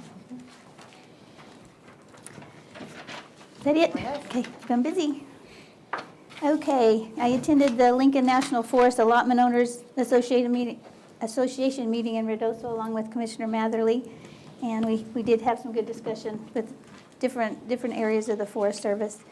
I provided lunch and dinner to our dispatchers in honor of National Telecommunicators Week, and helped host the New Mexico Commissioners Affiliate Retreat at the End of the Mountain Gods. We had a very good attendance. We had Sergeant Garza from the Otero County Sheriff's Office. He did a really good presentation on forest science. And then we had Senator Pat Woods. He also gave us a legislative update, and we had Jim Carlson from the Boundary Line Foundation, and he also gave a very good presentation. Attended a legislative update in Roswell, volunteered at the Tularosa Basin History Museum, and I helped host the New Mexico Association of Counties Board of Directors meeting in Alamogordo. We had about 50 people here, and that included the board members and the support staff. We had a really good tour of the New Mexico Space Museum. Michael Shinneberry was our guide. He was amazing. We had reception at Les Combs, and our board meeting was held at Desert Lakes Golf Course in the banquet room of the 19th hole, and they were awesome to us out there. Everybody appreciated it, and they were taking pictures of the mountains and the golf course. It was really cool. And yesterday I got to go out to Holloman, and we had a tour, and we got to see the RoboDog again. You know, the one that you've seen, the RoboDog. Mm-hmm. We got a demonstration with him, and then we saw the real dogs, like the real live. They were super, super awesome. And then we got to see the MQ-9 Reaper, F-16 fighter jet, Hellfire missiles, which I always like. And then we got to actually pilot the MQ-9 Reaper training station, and I got to blow up a stadium, which was kind of fun. And we got to go up in the control tower. I know, I'm kind of sick. I just admit it. It was pretty fun. We actually blew, I hate to say this because I know that I'm going to get hate up on this, but we blew up a soccer player first just to zone in on something small, and then I blew up the stadium. So I only got one Hellfire missile, though, so it didn't destroy. I needed more ammo to blow up that stadium, but I did damage it pretty good. So anyway, then we got to go up in the control tower and watch the jets take off, which was really good. That'll get your heart racing when those things taking off right there by you. And we got to sit in the control room with the air traffic controllers and stuff. So that was a lot of fun. And then we had a tour of the static park out there and heard the history of all the different planes and stuff that have flown out of Holloman. So that was a good day. I'm glad I got to do that. Including presidents. Yes, definitely. So that's what I've been up to. So, Miss Pamela? Well, I'm sorry to hear my month wasn't as exciting as yours. I do want to let everybody know if you can receive this. We are aware the video is buffering. IT has been notified at the beginning of the meeting. They're working on it. It may be too late by the time the meeting's over. I wanted to let you know that it had been mentioned by us before, the flood risk charrette or meeting with the Corps of Engineers and the stakeholders has now been scheduled for June 9th at 10:30 upstairs with those stakeholders, and RB's worked on a pretty good list of those that are important to be there and work towards that plan, that project. RB and I met virtually this week with Deputy County Manager Jonathan Macias with Donna Ana County. And the discussion was how we can jointly work on projects in Chaparral, including grants, code enforcement issues, recycling grants. They were interested in our public safety facility, what was coming in there. They offered if we needed a location to store equipment and materials for the road department. I talked to Tom, he doesn't need that. John Colquitt is so courteous to provide that to us. So we'll continue those discussions to see what we can do. I've continued working on the weekly meetings with our broadband consultants, so that's moving quite along. And just to let you know, I had told you we were going to get another grant. We have been awarded a grant for the next year. I signed that yesterday, so we have another $100,000 to keep this program going. And then the last thing I want to let you know, if you recall last year, I worked with Livability to get us a brand story in the New Mexico Economic Development magazine. Mm-hmm. We had 61,000 views online. Wow. And I'm going to do it again this year. And this year's brand story is going to focus on all the festivals and events that we have in the county every year. So I just signed that agreement yesterday, and I asked Jarrett Perry and Adam at the chamber to work with me on that to make sure I don't miss anything. And Adam says he has some great photos for the article. Yeah, he's got some good with his drones. Yeah, He so that'll got be some for good next stuff. year. Definitely county events, right? Yes, all in the county. Okay. Whether it's Orchards, Bataan Memorial Death March, Cinco de Mayo, whatever takes place in Otero. Okay. Did you get a chance to talk with the Donna Anna manager? No, because you had told me to call him, and I called him, and he didn't answer, and had the deputy county manager. I don't know what it was about. I thought you had a date that you were supposed to have. We did, but he didn't appear yesterday. It was just the deputy county manager. He was busy. Okay. So no, I have not been able to get in touch with him yet. But based on the emails after our call with the deputy county manager, he has requested his staff schedule a meeting personally together. So working on it. Okay.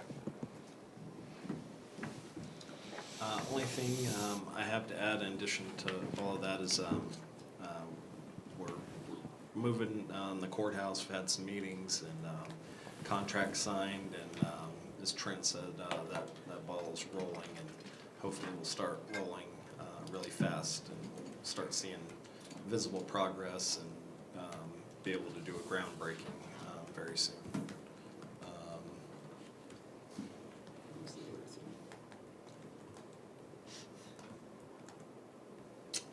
I forgot the other He was thing. busy, I can attest. I know, he's always busy. Yeah, I don't know. If I think of it later, I'll let you know. Okay. Okay, so I make a motion to hold an executive session under NMSA 1978, 10-15-1 to discuss pending and threatened litigation. My second, I'll second that. all in favor? Aye. Got to do a roll call. Aye. Sorry. I was Okay. waiting on the roll call. Got to do a roll Oh. call. Commissioner Markort, Here. Commissioner Matherly, Here. Commissioner Barella. Here, Okay, and we're going to take a real quick restroom break. yes. I just gave you an updated copy of the community services grant funding that you had approved.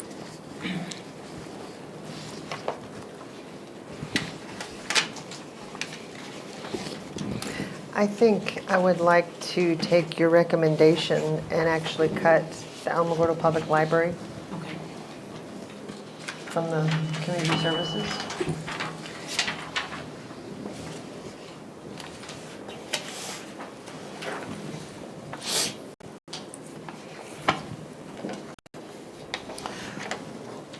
And then So take You- that 35 out? Is Yeah. that where we were at?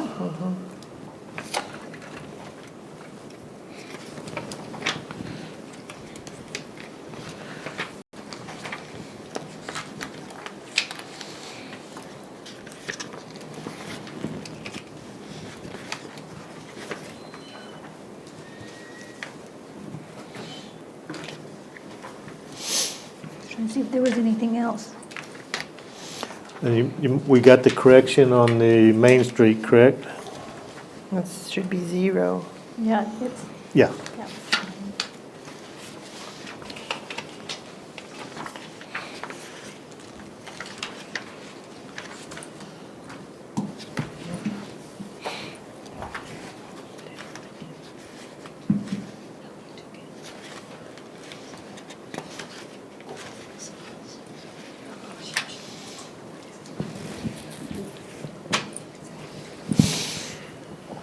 So you're wanting to eliminate the 35,000? Right.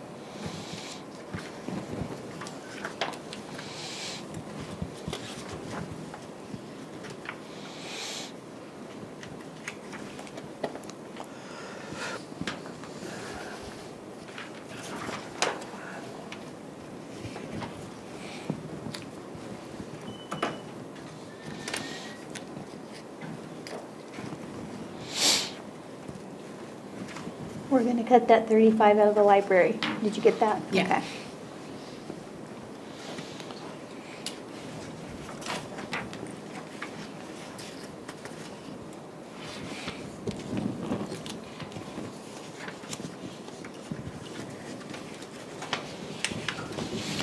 So are we good on their, not salaries, the budget requests from the departments?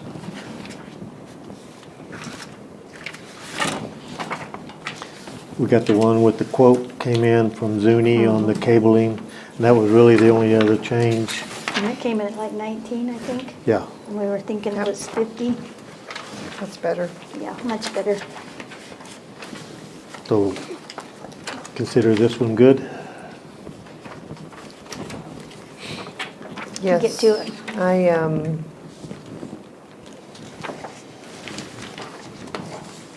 Where's the fairgrounds?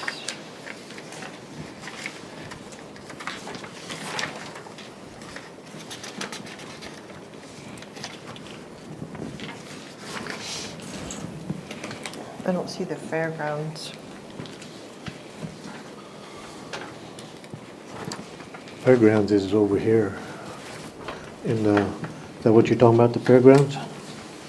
It's in this It's one. in, Itemized. it's in the community. Oh, okay, Yeah. okay. There-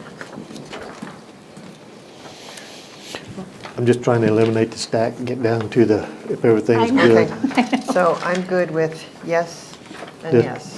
The Okay. community Community and, and- this one Okay, matches. capital outlay. Yes.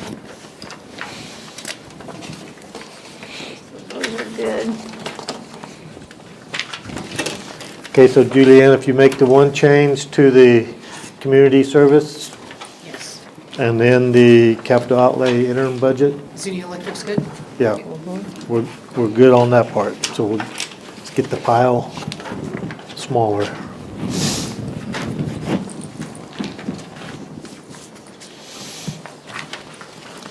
So basically, that brings us down to the salaries, right? Mhm. So that goes here.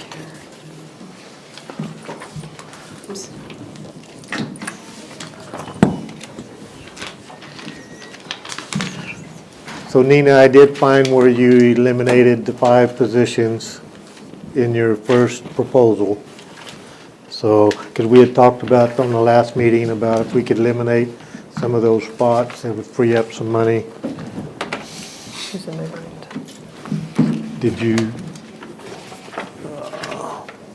let's see if I can find where I You showed talking about Pamela the this 5 morning. transport positions?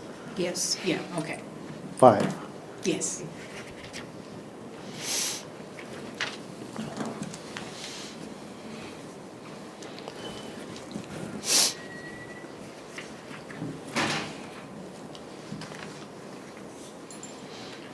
So this sheet is based on department requests only. Yes, it should match up with the summary.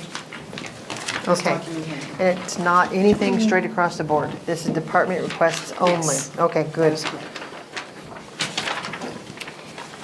Then I'm happy. I want to honor the department requests. And, I don't think I got and that this one. is, it was underneath this one.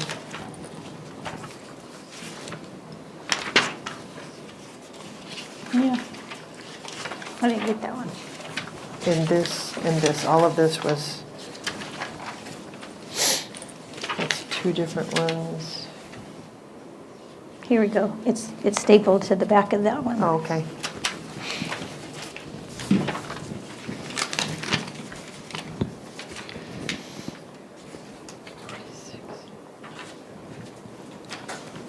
So it's about a $50,000 increase doing it that way, that covers the department requests and the insurance. Okay, Yes. Well, I'm- the insurance, health insurance is going up about 17%. Of course, that's not every single employee has that. The dental and vision is actually coming down slightly, but those are, it's a much smaller amount, so it doesn't affect the budget as much. I mean, it helps because it's coming down a little bit, but the overall 17% increase is gonna be a little over $500,000 on the county's expense side of things. The way that we currently have things budgeted for, vacancies have to be budgeted at full family rate, and then whatever employees are currently taking, so.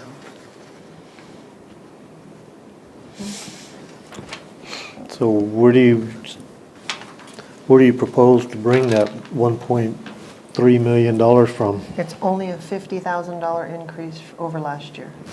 No, not what I'm saying. You're gonna have to show me something different. If you go with what the department's request, that's 1.3 million. Am I correct? Yes. More than it was last year.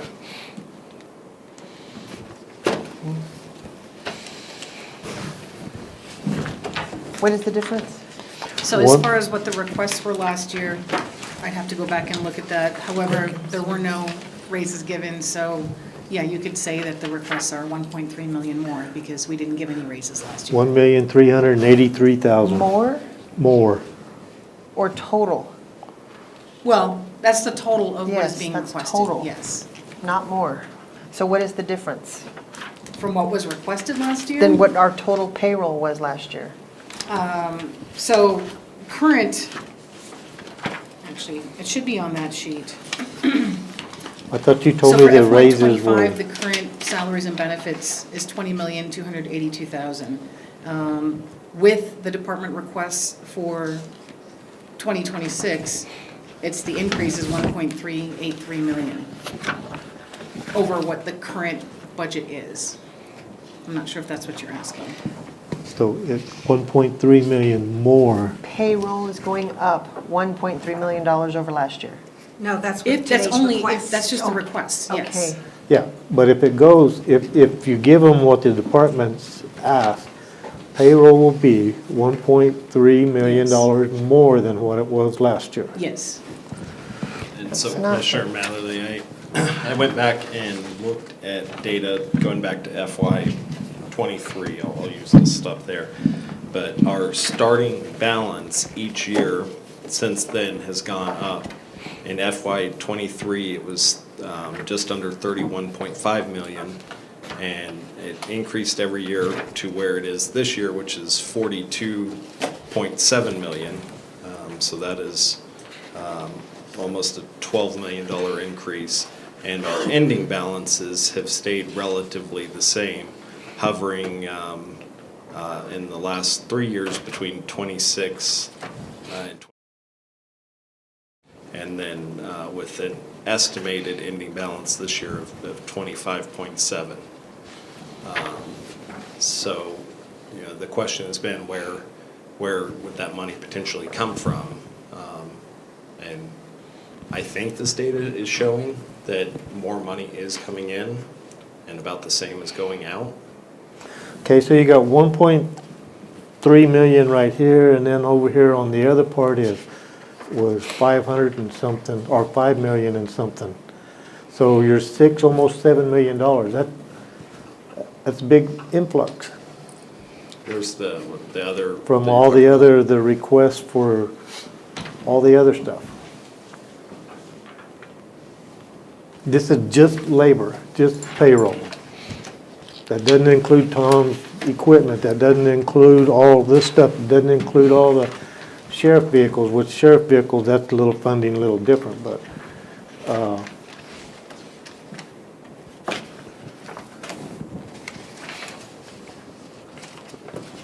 I'm all for it, you just gotta show me how we're gonna pay for it. Oh, I found it. 1.3 million over. I found it now. Well, it tells you right there on that. Yep.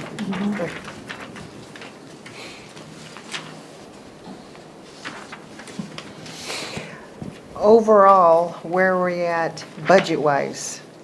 As far as. With all of our cuts that we did and all of that Right, so- compared to last year? I was able to get the additional increase for the health insurance in the budget. So that is in there. I think the only thing that is not included right now would be those 3 deputies that the sheriff had requested, because I think that was I don't know. I understood it to be contingent on getting a COPS grant, because the total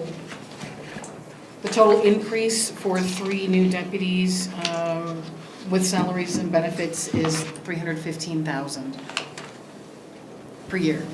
So I didn't actually get that in here, into the budget, but everything else is. So the other thing, just to let you know, I'm working still with March revenue figures. We haven't finished April yet, so that could change things a little bit as far as projections and outlook. I know that we don't get our PILT payment until literally like the last week of June. Last year it was about 4.2 million, but that I've accounted for that in there. Hopefully it's at least that much, maybe it'll be more, I don't know. So with the increase in the health insurance, I also did add in that Fund 121 for the housing program that Commissioner Barella was talking about. Last year we had approved to put $500,000, set it aside essentially. So I put it into a separate fund just so we could track it that way. And so that's from FY25. And then an additional $500,000 for FY26. However, she did state that this money is needed for a grant match, and it would be actually 1.5 million needed for the grant match. Is that correct? Is that the correct amount, or is it actually more than that? I don't know yet, because we're gonna have multiple funding availability. Okay. I just wanna make sure that we have something whenever we need to pull the trigger. Right. I would hope that it wouldn't be $1 million, but I want it there just in case. Right. So as of the end of fiscal year 25, there will be 500,000. I had originally budgeted for another 500,000 for FY26.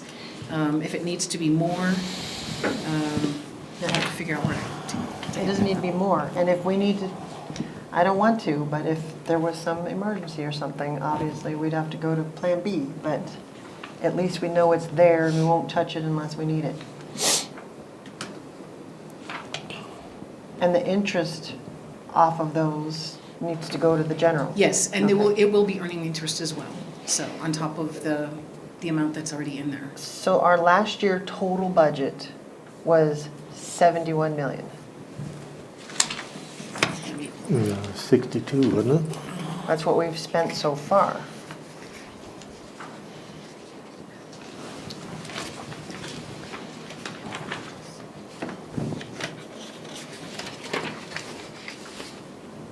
Can't find my last year. It's in this pile right here.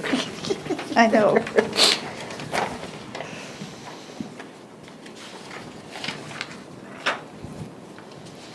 Vacancies.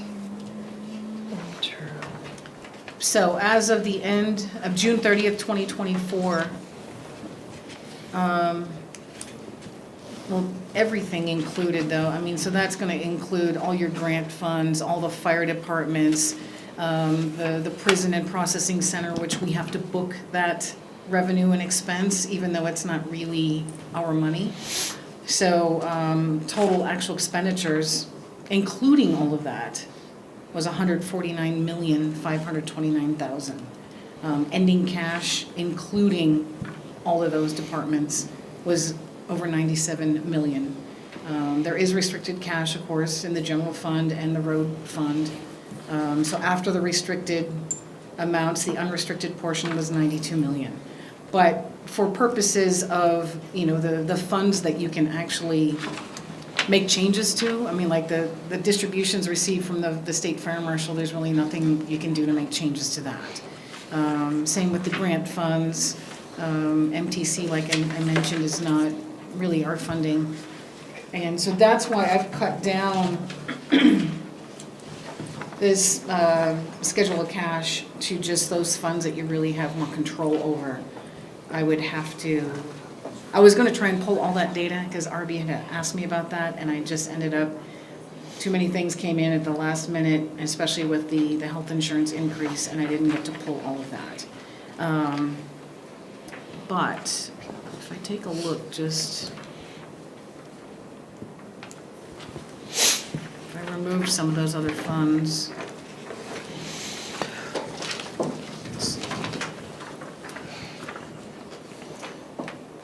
looking at ending cash balances.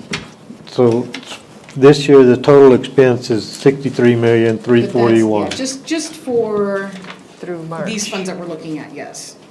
Yeah, through March, so we still have April, May, June. That includes the capital outlay, that includes the $1.3 million in salary requests.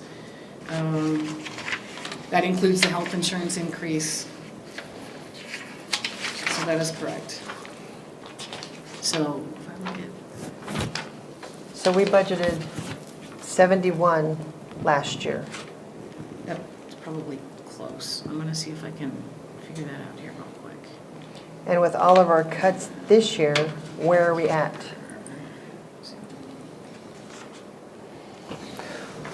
Well, how did she tell us that we were 10 million more than what we were last year, coming in this year? In cash. In all total requests, what everybody was wanting, what the budget was gonna be from last year to what they asked for this year was 10 million more. So how are you less money now? We didn't honor all those requests. No. Okay, so if I remove, and these are actual expenses as of FY '24, June 30th of '24. If I remove those other funds that are not on this cash sheet, total actual expenditures as of June 30th, '24 was $40,507,000. And obviously, as I've mentioned in previous budget meetings, we budget more than, we never actually expend every last dime. I mean, usually it doesn't happen that way, so hopefully it won't happen that way.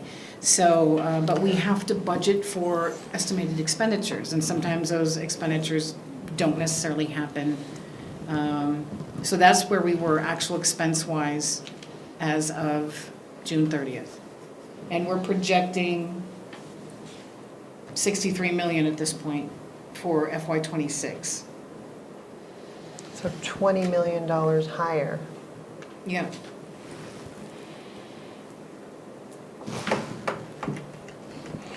But that projection includes employees that we don't have. Yes, And vacancies. vacancies, all that Except for those stuff. 3 sheriff's deputies, that's 315,000. Okay.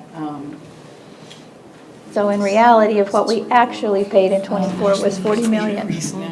Yes. Better what we budgeted for. I know, I mean, I think we always budget high because of those vacancies and stuff. So our Yes, complete, this is I'm the one trying to that I find just our did. complete budget for this year.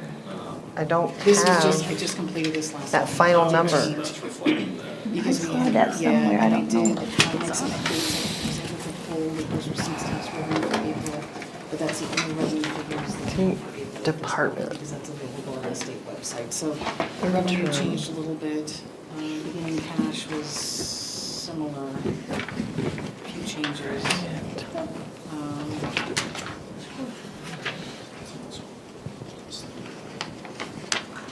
Transfers in a lot of cases actually decreased, which is a good thing, because some of these funds, community services, the housing program, because I'm budgeting the full amount of cash for expenses, some of them don't really need to have cash at the end of the fiscal year, because they're essentially just funded from transfers from the general fund on an annual basis. So I reduced a lot of the transfers to zero out their cash I know he balances. had that, but I don't know where it went. Same thing with the opioid abatement fund, because I just budgeted everything for them on cash balance. Health reserve is one, we received some reimbursement from Alamogordo and La Rosa. And then, so we have to transfer enough to cover the remaining portion of our expenses. So, also there is that, from a couple years ago, that 502,000 that was billed to us from the state for the prior year's insurance benefits. That I still haven't budgeted because I don't know where that is at or if we'll ever have to pay it. However, in my opinion, it seems like they're getting that $500,000 back from I us can't this find year it. with a I'm 7. losing my mind. So, yeah, How you I gonna don't know make, if how that's do ever you gonna make come up to the, fruition, but if it I does thought it was not, 10 then we million have now, additional it looked like she's saying it's $500,000 20 in million. emergency It's reserve. because we have to budget for so many things that we don't ever actually pay for, but we've got to set the money aside for it. So in reality, we'll budget way more than we spend, Right. which is good. So we budgeted last year 71 million. What are we budgeting this year? I want to know if we have any cuts. Are we below that number or above that number? I don't remember the 71 million from last year. I have it somewhere. You're gonna have to show me. Let me pull What- up the final what- budget from last year. Yeah.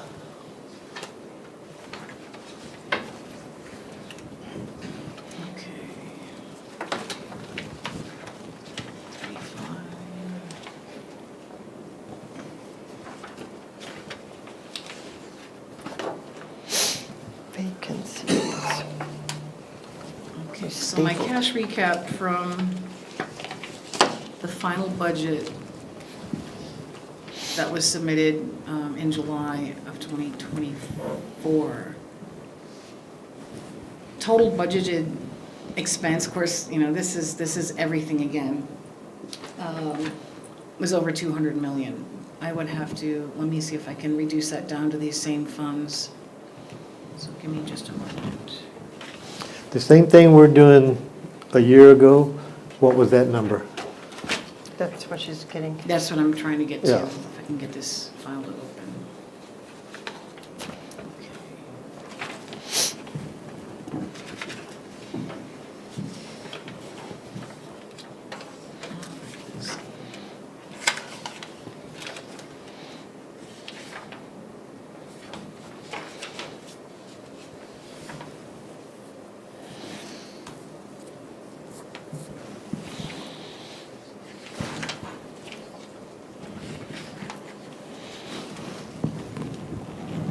Amy, do you got your long yellow book?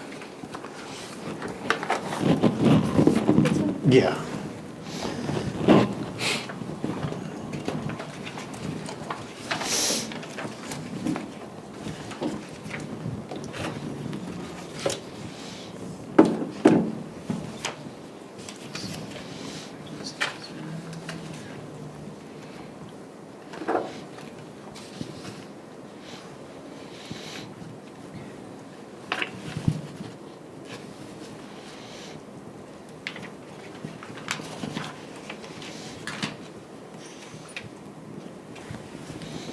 I am showing, final budget was 58,583,000 for the same funds that we have here. So that's an increase of about 5 million.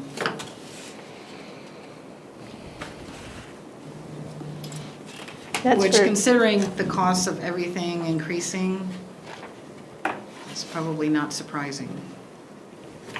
so that's for 2026? That was for 2025. That was what was the final budgeted expense amount for 2025 for these same funds here was $58,583,501. General fund was $20,160,000. We're projecting $22,900,000.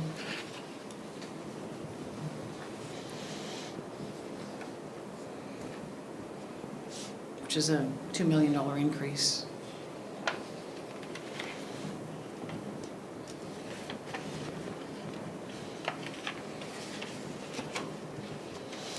You said a $2 million increase from In the last? general fund, In- for this, for 26, as opposed to, compared with 25. In the, okay.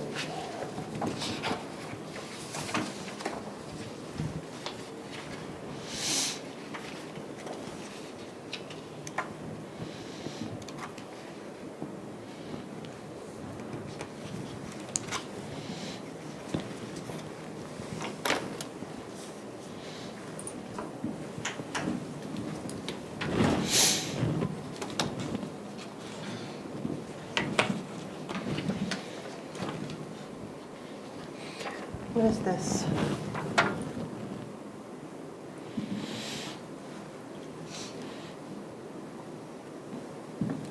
He came in with his, remember he didn't have his request when we were going through it, and he came in late with think that we had a- request. Piece of paper with it. Not sure if I brought that, but I had it.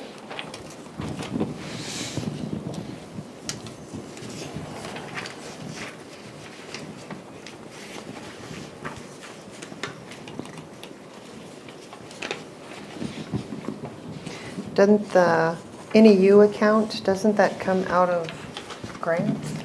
The which? The NEU account? Oh, the NEU, yes, that is grant funded. There is a bit of a subsidy from the general fund, however, because the grant does not cover all of their expenses. There's only certain expenses that are eligible for the grant reimbursement.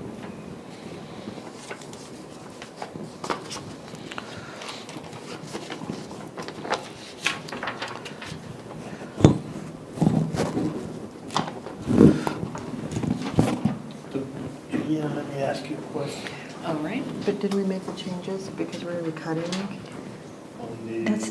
That's gonna be fluid depending on what happens. So Okay. we'll probably have to budget for it and And you then got another 1,800. So this is hopefully the not spend that general much. funds. This is the general fund, so he's asking us all employees to receive 1,800. But then there's also one employee he's asking for a specific area.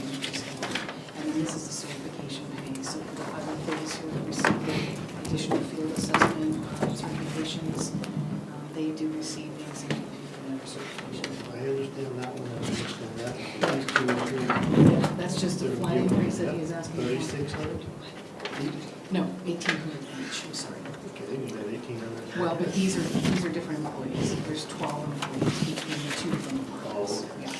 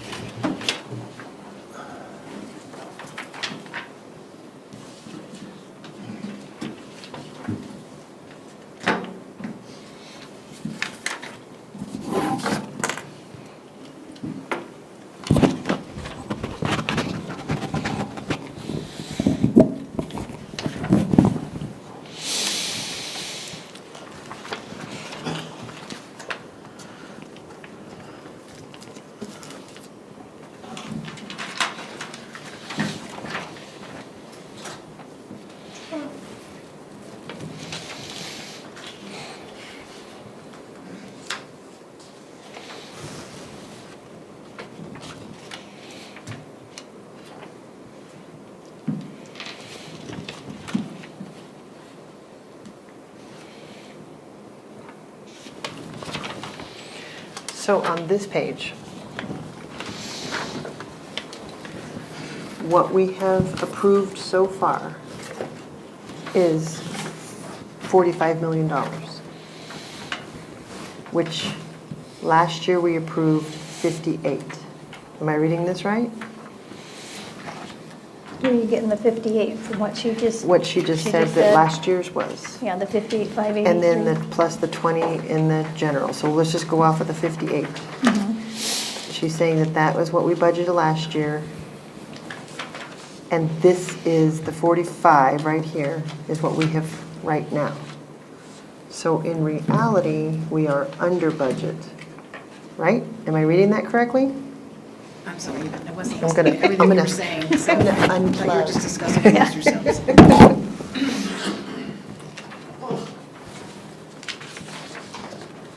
So you said that 58 million is what we budgeted last year? Yes. And this is what we received so far for this year? That's revenue. No, it would be over here. This is the total expense. Okay. Yeah, it's expense. That you need to look at. Okay. So it was 58 million for those things, 58,583 was what was approved in the final budget last year. It's, the requests this year are 63 million. We're 5 million over Yes. Over last year. last year.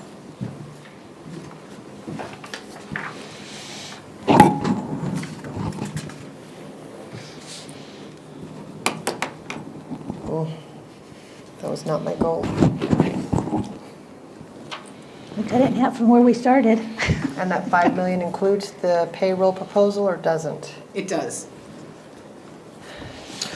Okay, so let me ask another question. All right.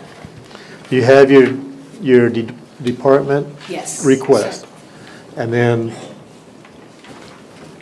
Tom, he's always my scapegoat. So Tom's asking for 10% Yes. increase for himself. Yes. Pamela has recommended a $5,000, 5%.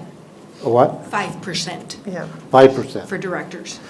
So is her 5% figured in and his 10% His figured in? 10% request is going to be more. So whatever, for the department directors, if they requested more than a 5% that Pamela had requested, I put the larger dollar amount in there.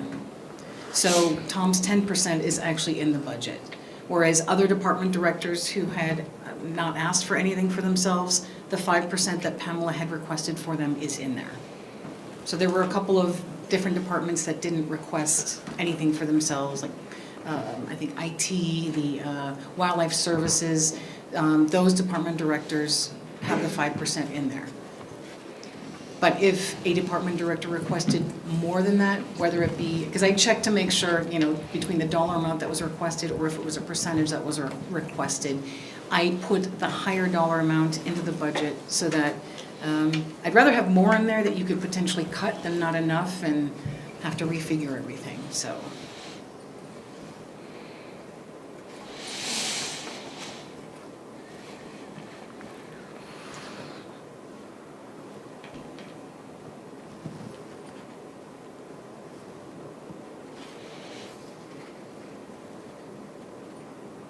Is Celine on vacation?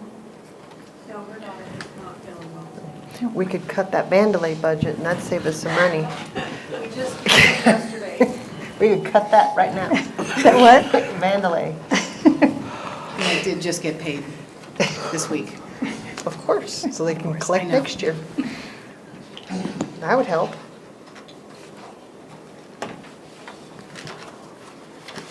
But she's not here to argue it, so we could just do it. I would have to argue for her. What is your argument? I'd like to know. I'm new to my position, I really need him. No, you don't. No, you don't. We can get you much better resources than that for free.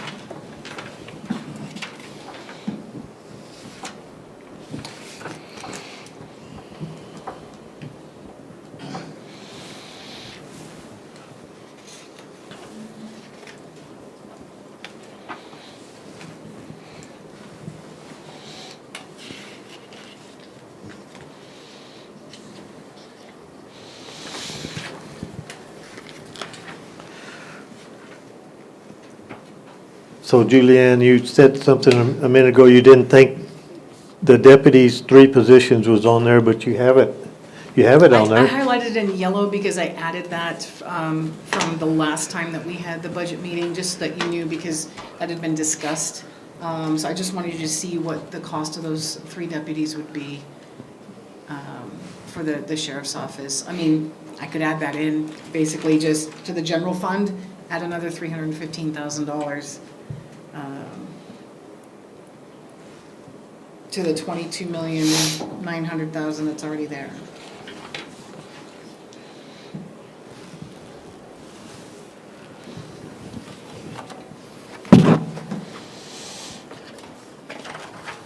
And then if we did get another COPS grant, 75% of their salaries and benefits would be covered.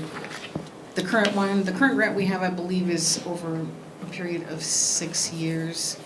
It's $944,000, I believe, is the total amount of the grant, but 25% of that is on match. So we can only expense up to 75% of the deputies that were hired under that program. But it's still a large amount of their salaries and benefits that we can offset, which is good. And hopefully we'd be able to get another COPS grant. So on the dispatch center update requested, it's got Yes, so 25 on there, but it doesn't have 24. What kind of increase is that? They did cut several positions. They cut 3 of their telecom vacancies. They cut the operations manager.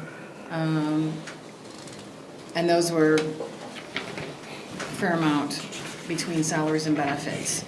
And then they did request a $3.21 per hour increase for all employees.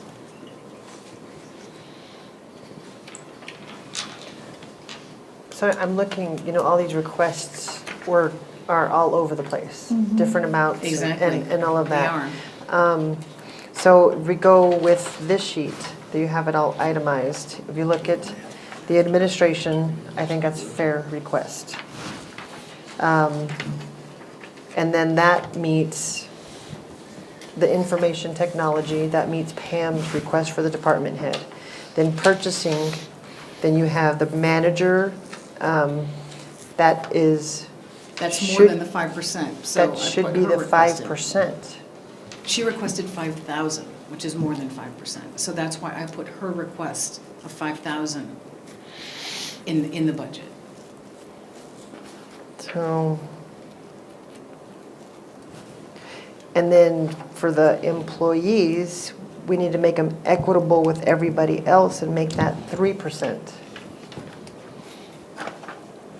Is that what you want to do across all departments? That's what I'm kind of Okay. going towards. The For the ones that only ones- request, not all the way straight through. Right. So I'm just going through these requests. So then we have the facilities maintenance, the 5% meets Pam's. And then $1 increase for administrative assistant, that's fair. And then recording and filing, that's over the 3%. So elected official doesn't get it. I think for these 4 employees, I think we need to do the 3%. And then same thing for Bureau of Elections, 3%. Do you see where I'm going with that? I do. Okay.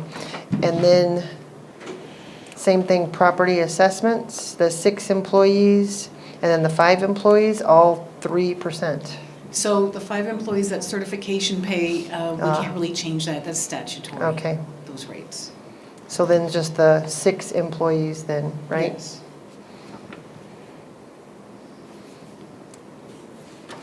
Property evaluation, So they're- that's certification No, based? actually, the 3,200 for the one employee was a specific request for that employee, in addition to the $1,800.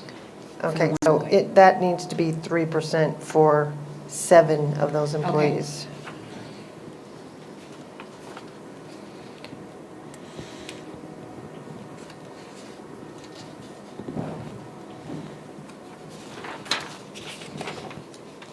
So the sheriff's office and dispatch, since they're both part of the collective bargaining unit, they have step increases that are set by that agreement. Doing a percentage increase would probably cause them some trouble. So as you can see, sheriff's office requested $3 an hour, dispatch asked for $3.21 an hour. So those 2 departments, you might want to consider differently. Instead of a percentage increase, possibly a dollar increase instead. I think we need to add an administration fee for every single wage withdrawal that is part of that union. For we need to pay you to do that service. I want administration fees for that. Do what now? What does that mean? You gonna write her a separate check? No, anytime you pull out child support or whatever, the business is allowed to collect an administration fee. We'll have to look at the actual child support agreements to verify there might be a cap on the amount. But that's yeah, we state could do law. that, and that money could go into the general fund. That's a that's monthly allowable. administration fee per employee that has that pulled out of their check. But that's a state law that your company will do that. It's not an option. It is an option.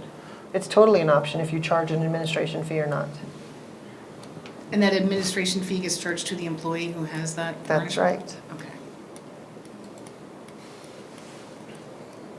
I don't want to hurt our deputies, costing them Then money. they can get out of that union then.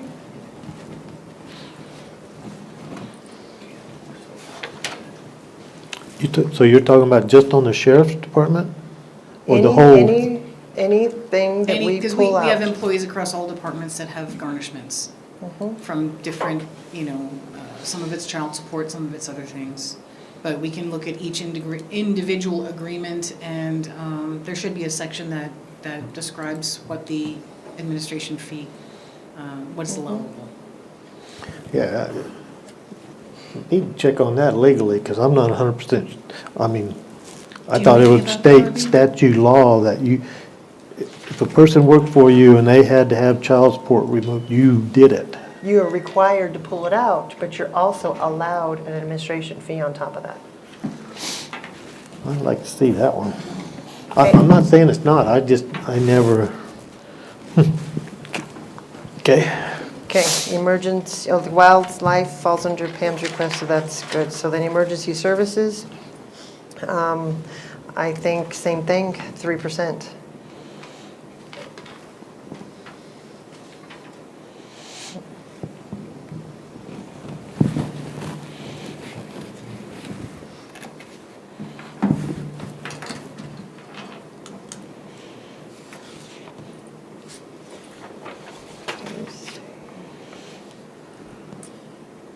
Where it got lost.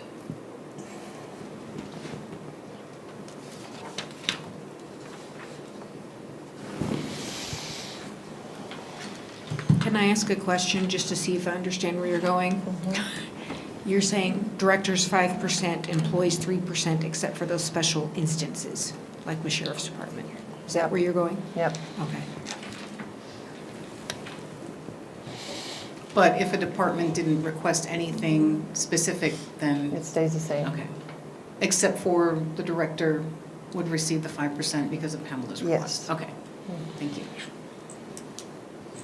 So then that would put attorney 3%.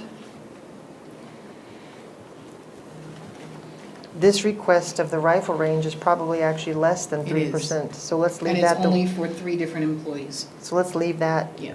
the way it is. Same thing, animal shelter, 3%. Okay, So finance, same, yep, so the 4 would be 3%. okay. DWI director, that's, okay. And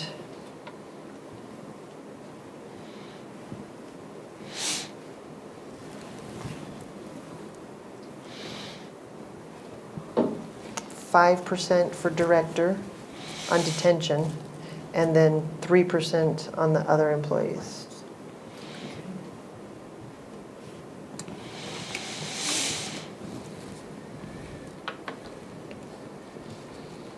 Road department, 5% and 3%.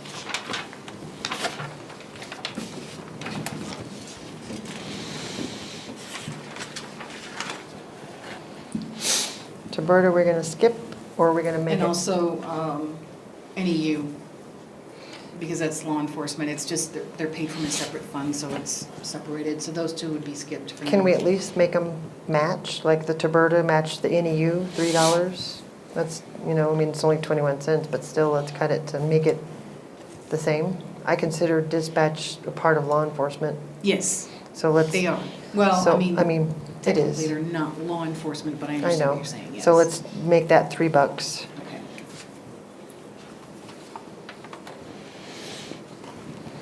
And then NEU. Healthcare, 3%, but Amber's director, so 5%. Okay.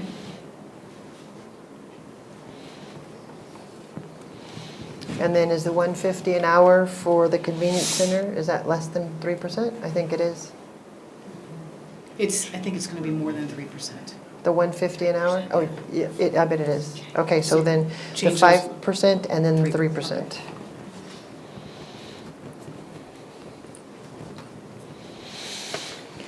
And that probably cut it down to about 700,000.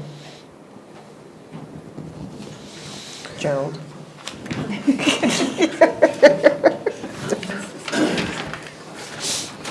So I'm gonna give you my 2 cents on this.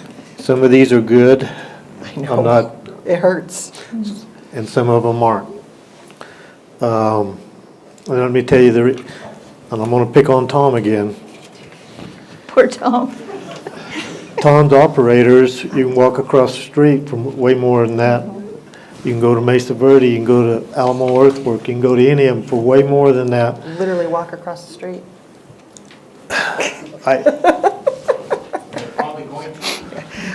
So you're going to end up with no, So you can certainly make, like we've done in the past, increase the starting wage for those operators, like we've done in the past. And we did that, I think, for transfer station attendants 1 year, and for the truck drivers, we've done that. So you could direct me, we can do that. So if we increase starting wages, does that put them in comparison with those that have been there for 10 years? Well, if you're giving everyone else a 3%, but you're increasing some of them by $2, it's gonna probably create a conflict. I mean, I don't want to show favoritism, but I wouldn't mind leaving the road department at 10%. But I don't know. To include starting wages for new employees. so the insurance is gonna go up 17% For the health to the insurance. cost of to the individual or to the county? Both. Both? Both. 34%?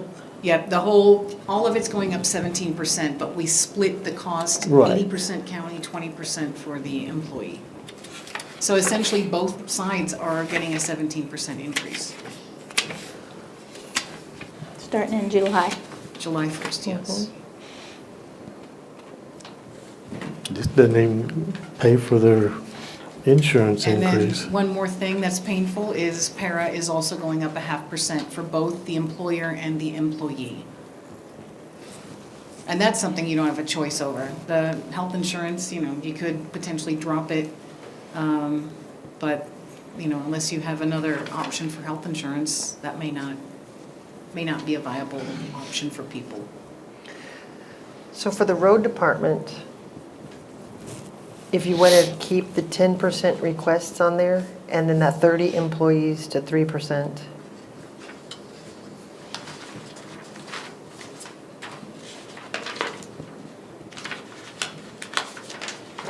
Okay.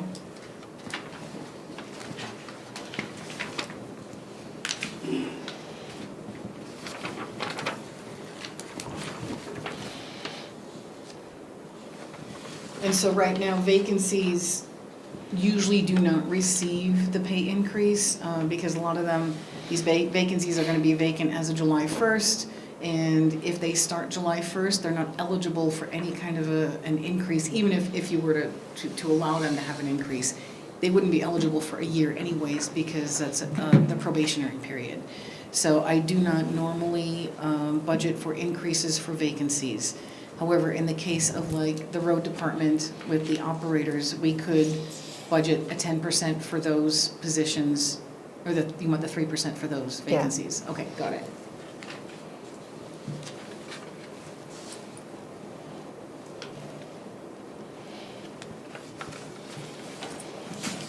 And then, just so I'm clear, the other individuals who were requested a 10%, is that a yes or a no? On the road department? Yes. Yes. Okay. Do you agree? And Okay. that includes the director? Or you keep That's a it with you 5? decision. Okay, okay. Just ask, Just so let me I know. make my right notes. Yeah. So if you're gonna do that for the road department for the detention center, with the amount of vacancies they have, can you do the same thing?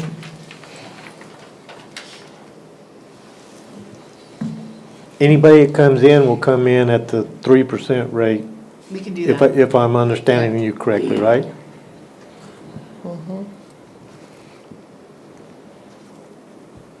So it's gonna put the 40 employees at 3%. And then Nina at 5%. Yes. Okay. Okay, there's my $500,000 cut. Your turn, Joe, find some more. I don't think we can do much more. I know. No.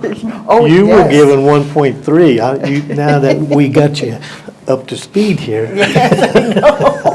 That was my Behind the cut. ball. I was behind the ball a little bit there, no denying.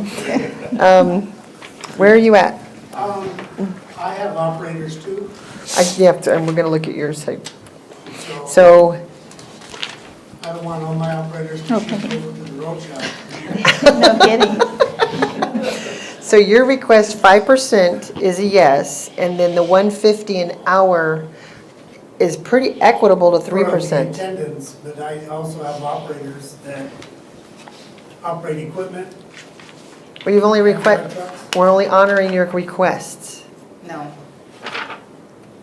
1, 2, 3, 4 requests. One of the requests is for a truck driver. Yeah, there's one truck driver, one administrative assistant, one transfer station, and Actually, two another transfer station another attendants transfer with different station. amounts. So they would be 3%, which is pretty close to the $1.50 an hour. So are the other employees gonna get 3%? No, you didn't Just request the it. ones that requested. So on the road shop, did you request Yes, he did, for everybody? he did. So when my department moves to his department, You're nicer than Tom. So Julianne, how much difference is this, the $1.50 then? For that? $1.50 and $1 would actually be more than 3%, I'm pretty sure. Let me see if I can look those individuals up. They do a really good job, too. So if the $1.50 is a little bit more than the 3%, I'm okay with the $1.50 Yeah, on them. I think you leave all those alone. Yes, Okay. okay. because I did also ask for a 3% COLA. We don't see that nowhere. No? Maybe, it's possible I missed that. Look.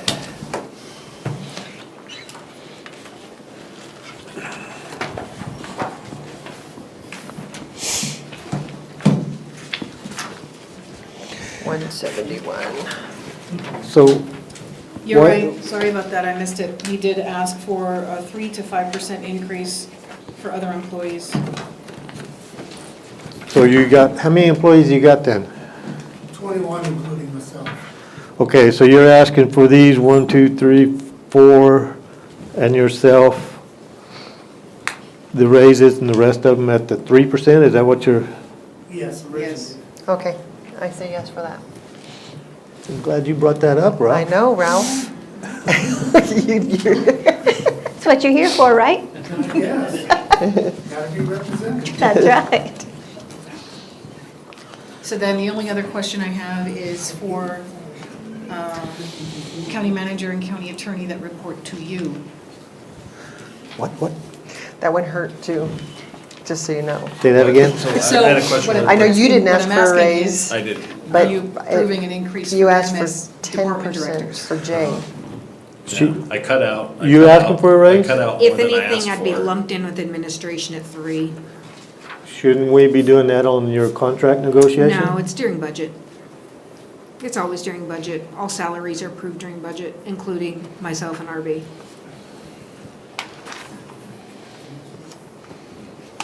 So RB didn't ask for one for himself, but he automatically gets one because is he considered He's a department head? director, yeah, he's a So he director. gets the 5%, which isn't on here. And then, I think I put in 3% for Pamela, but I did not put anything for RB at the time because Pamela can't, he's not a director that reports to Pamela, and he didn't specifically request anything for himself. However, both of them report to you all, so you can make a decision to give them an increase at this time. So let's give us 5% raise then, if we're department heads then. Actually, I'm joking from on what that, RB but said, you can do that, but for the next, I think we should for give the them both. next term. What do you think? so you're saying RB and Pam, the 5%? I would agree. Yeah, okay. Okay, we think But- 5% for RB and Pamela. But we just negotiated RB's contract not too long ago to go up to match above Alamogordo's contract. Remember? Did we? That was, You gonna that was go already work? 3 years ago. That's been a while. Are you That saying you're gonna wasn't go work 3 for years the ago, city? that was on the He last. absolutely is not. Not anymore. They won't have me. Time flies, I guess we're having fun. Okay. Yeah.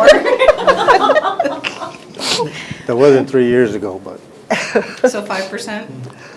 That's what Yeah, are you good? yeah, Are you good? I You good? think, I yes. guess. Okay. Now, what are we gonna do with Jay? Because she's invaluable also.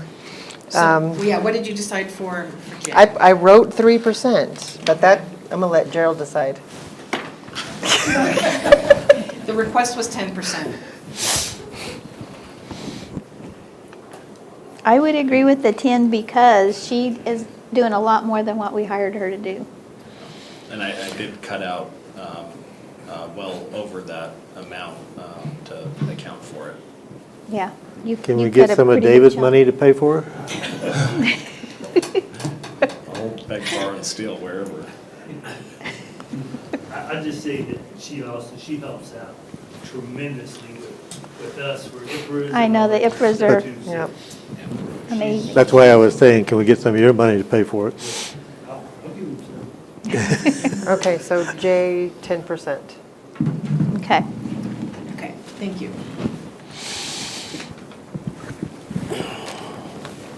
So all So we're this- about back up to the 700,000 now.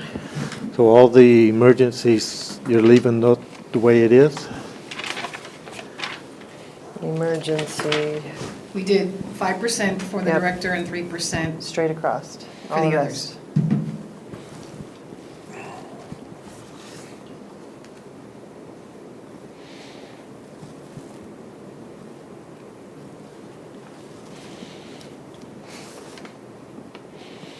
So Matt, how did you figure, he's the first one, Cody's $5,200 increase. What percent is that? It was, I didn't look at it as a percentage. no, it was a flat increase it was to a flat specific dollar increase. amount from what they're currently making. So that if we got the extra positions that were asked for, I didn't lose them in their current position to jump ship because the starting pay would have been higher. Just make it more equitable across the board as a department. Who's there? Wendy? So I didn't look at it as percentages.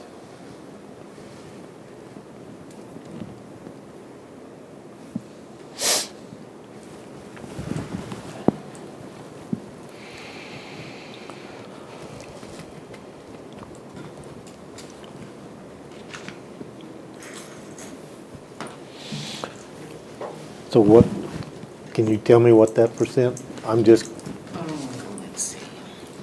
Let me open that up. maybe easier to tell me what he makes a year and I can figure that in my head.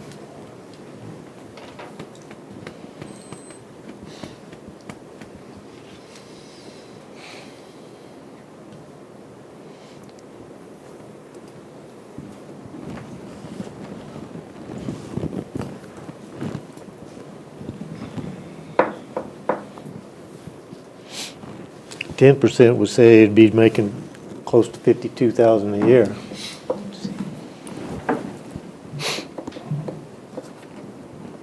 Take everybody.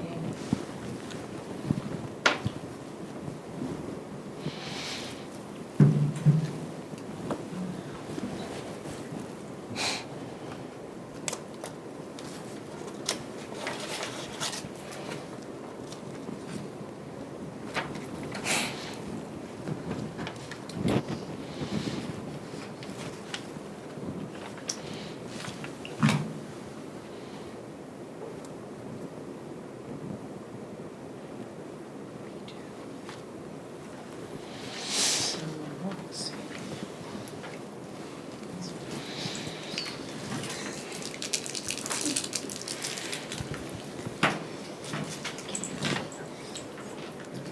Matt, you know off the top of your head what Cody makes a year? What's his salary? I don't remember. I think she's almost got it. Yeah, so what I'm doing. It's gonna be different. Like for the code enforcement, we 10%.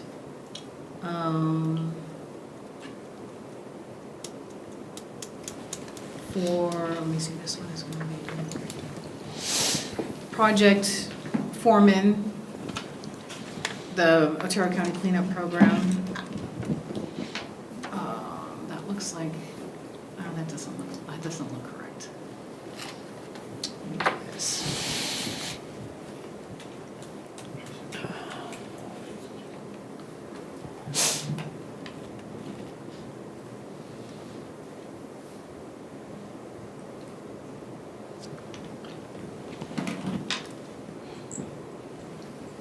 Okay, I see.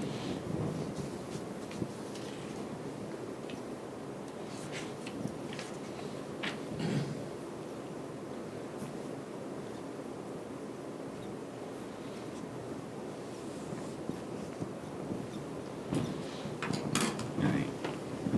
Fix that.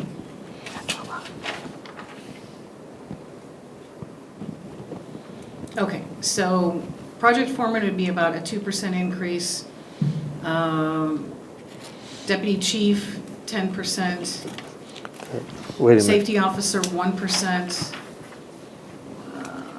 Code enforcement supervisor, 11%. The emergency service admin assistant, 6%. Code enforcement officers, 10%. And the deputy chief one was based off of what was offered when we converted it to a deputy chief position at 60,000. But he is still working on, during his probation period, to get some of his missing certs. So I didn't start him at the 60, but once he got all of his certifications, spoke with Julianne, and she said I'd be able to, through all of the budget stuff, I'd be able to move him to that 60,000. Salary realizations that hadn't been filled, stuff like that. This Jeremy Romero, didn't you just hire him? Yes. And you're gonna give him He's a on 4,100, probation, you're gonna give him a $4,000 raise? So he would not be eligible to receive that. He was hired December of '24, so he would not be eligible to receive it until December of '25, after his probation's up. And you said that increase was how much? That increase for the code enforcement is a 10%.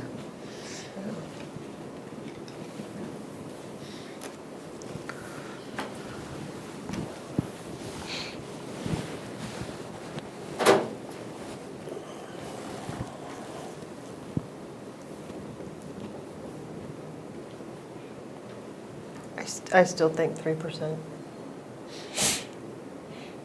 Because some of them, they're 1% and less, if just average it to 3. What do you think? What was the highest one, 11 or something? Yes, one was 11%. That was the deputy chief, the 11%? The deputy chief was 10%. Which one was the 11%? The 11% was the code enforcement supervisor. Oh, I wrote down 10.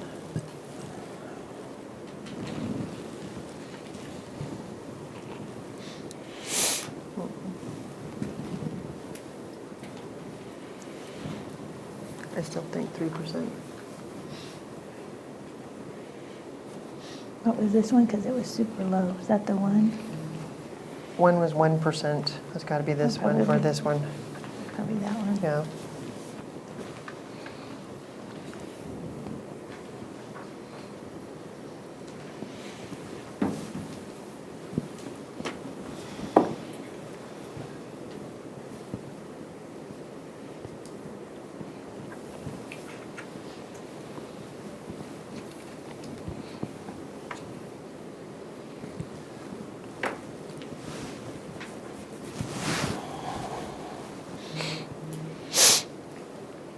I hate this part of the budget. It is. I hate it. Hurt your heart. What you saying? I said I hate this part of the budget. Mm-hmm.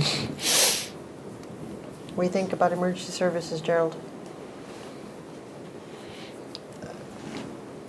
It's kind of all over the place. What if we make it straight 3%?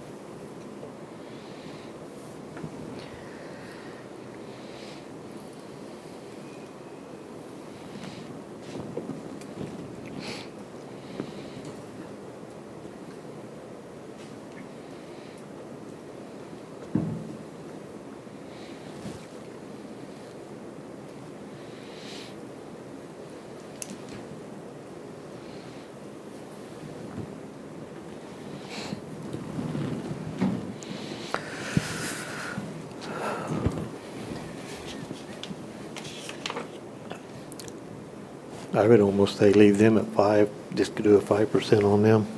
Some of those are promotion positions. So 5% on straight across, or some of them 3%? Because we have the safety officer, that's 1% request. I mean, yeah, all the way, that whole bunch at 5.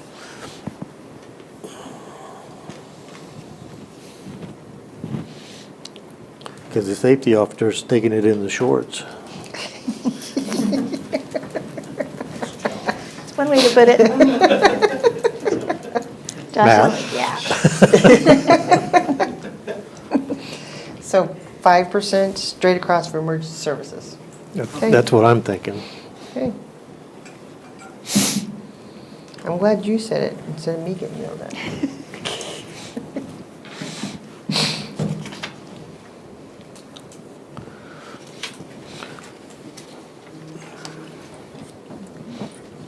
So what, let's go back from the beginning where you're at. Okay. Administration, yes. Information, yes. Purchasing, 5% director and 3% for the 3 employees. Okay, 5 and 3. This is all, that's Yeah, those are good. good. That one's, yeah. good. And those- Yep. Facilities. That's 5% right there. Facilities is good. Recording and filing, 3%.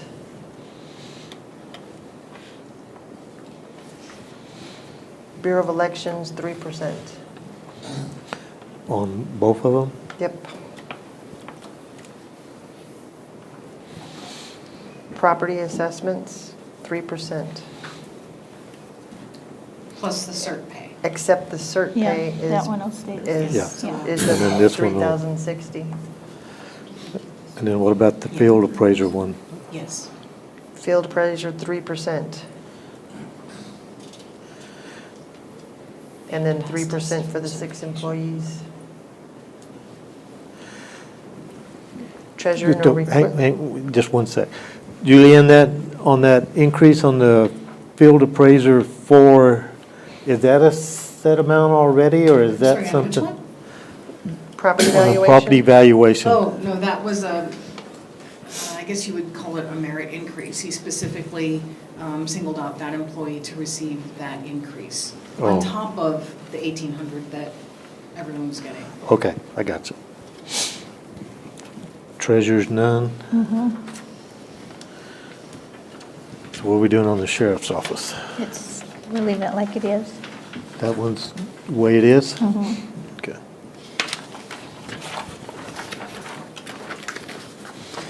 So is Richard down to just one person? Yes. Well, yeah, he's got one person.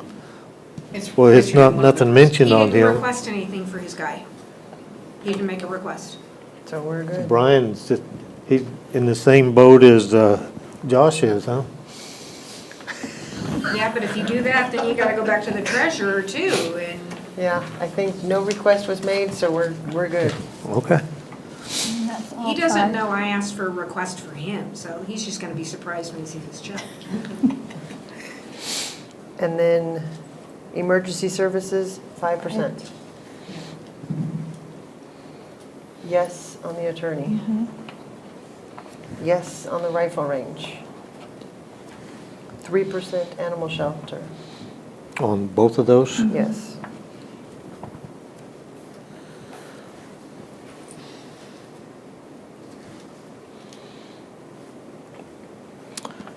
The finance is 3%? 3% and 5%.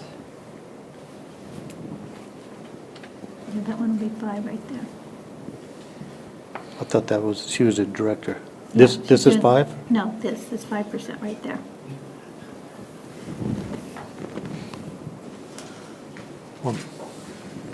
On Julianne? Mm-hmm. Oh, okay. DWI I is got good. Detention is 5% and 3%. Mm-hmm. Road department, 5% and 10% for the merits and 3% for the other employees. Mm-hmm. That's what we got. Taberta, we're bringing down to $3 an hour. NEU, $3. Healthcare is 5% and 3%. The convenience center is the 5%, the raise requests of $1.50 an hour and $1 an hour, and then 3% for the rest of the employees. Yes.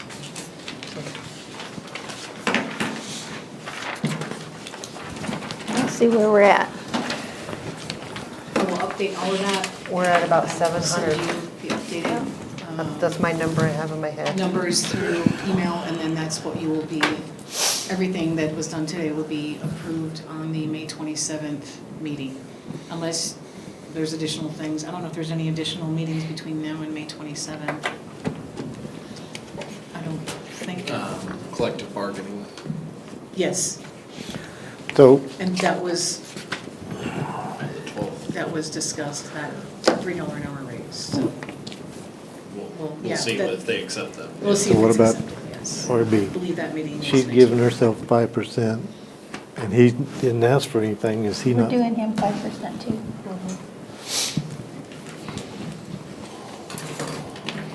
You said the 27th of May? I just want to make sure I got that. Yeah, I do. Okay.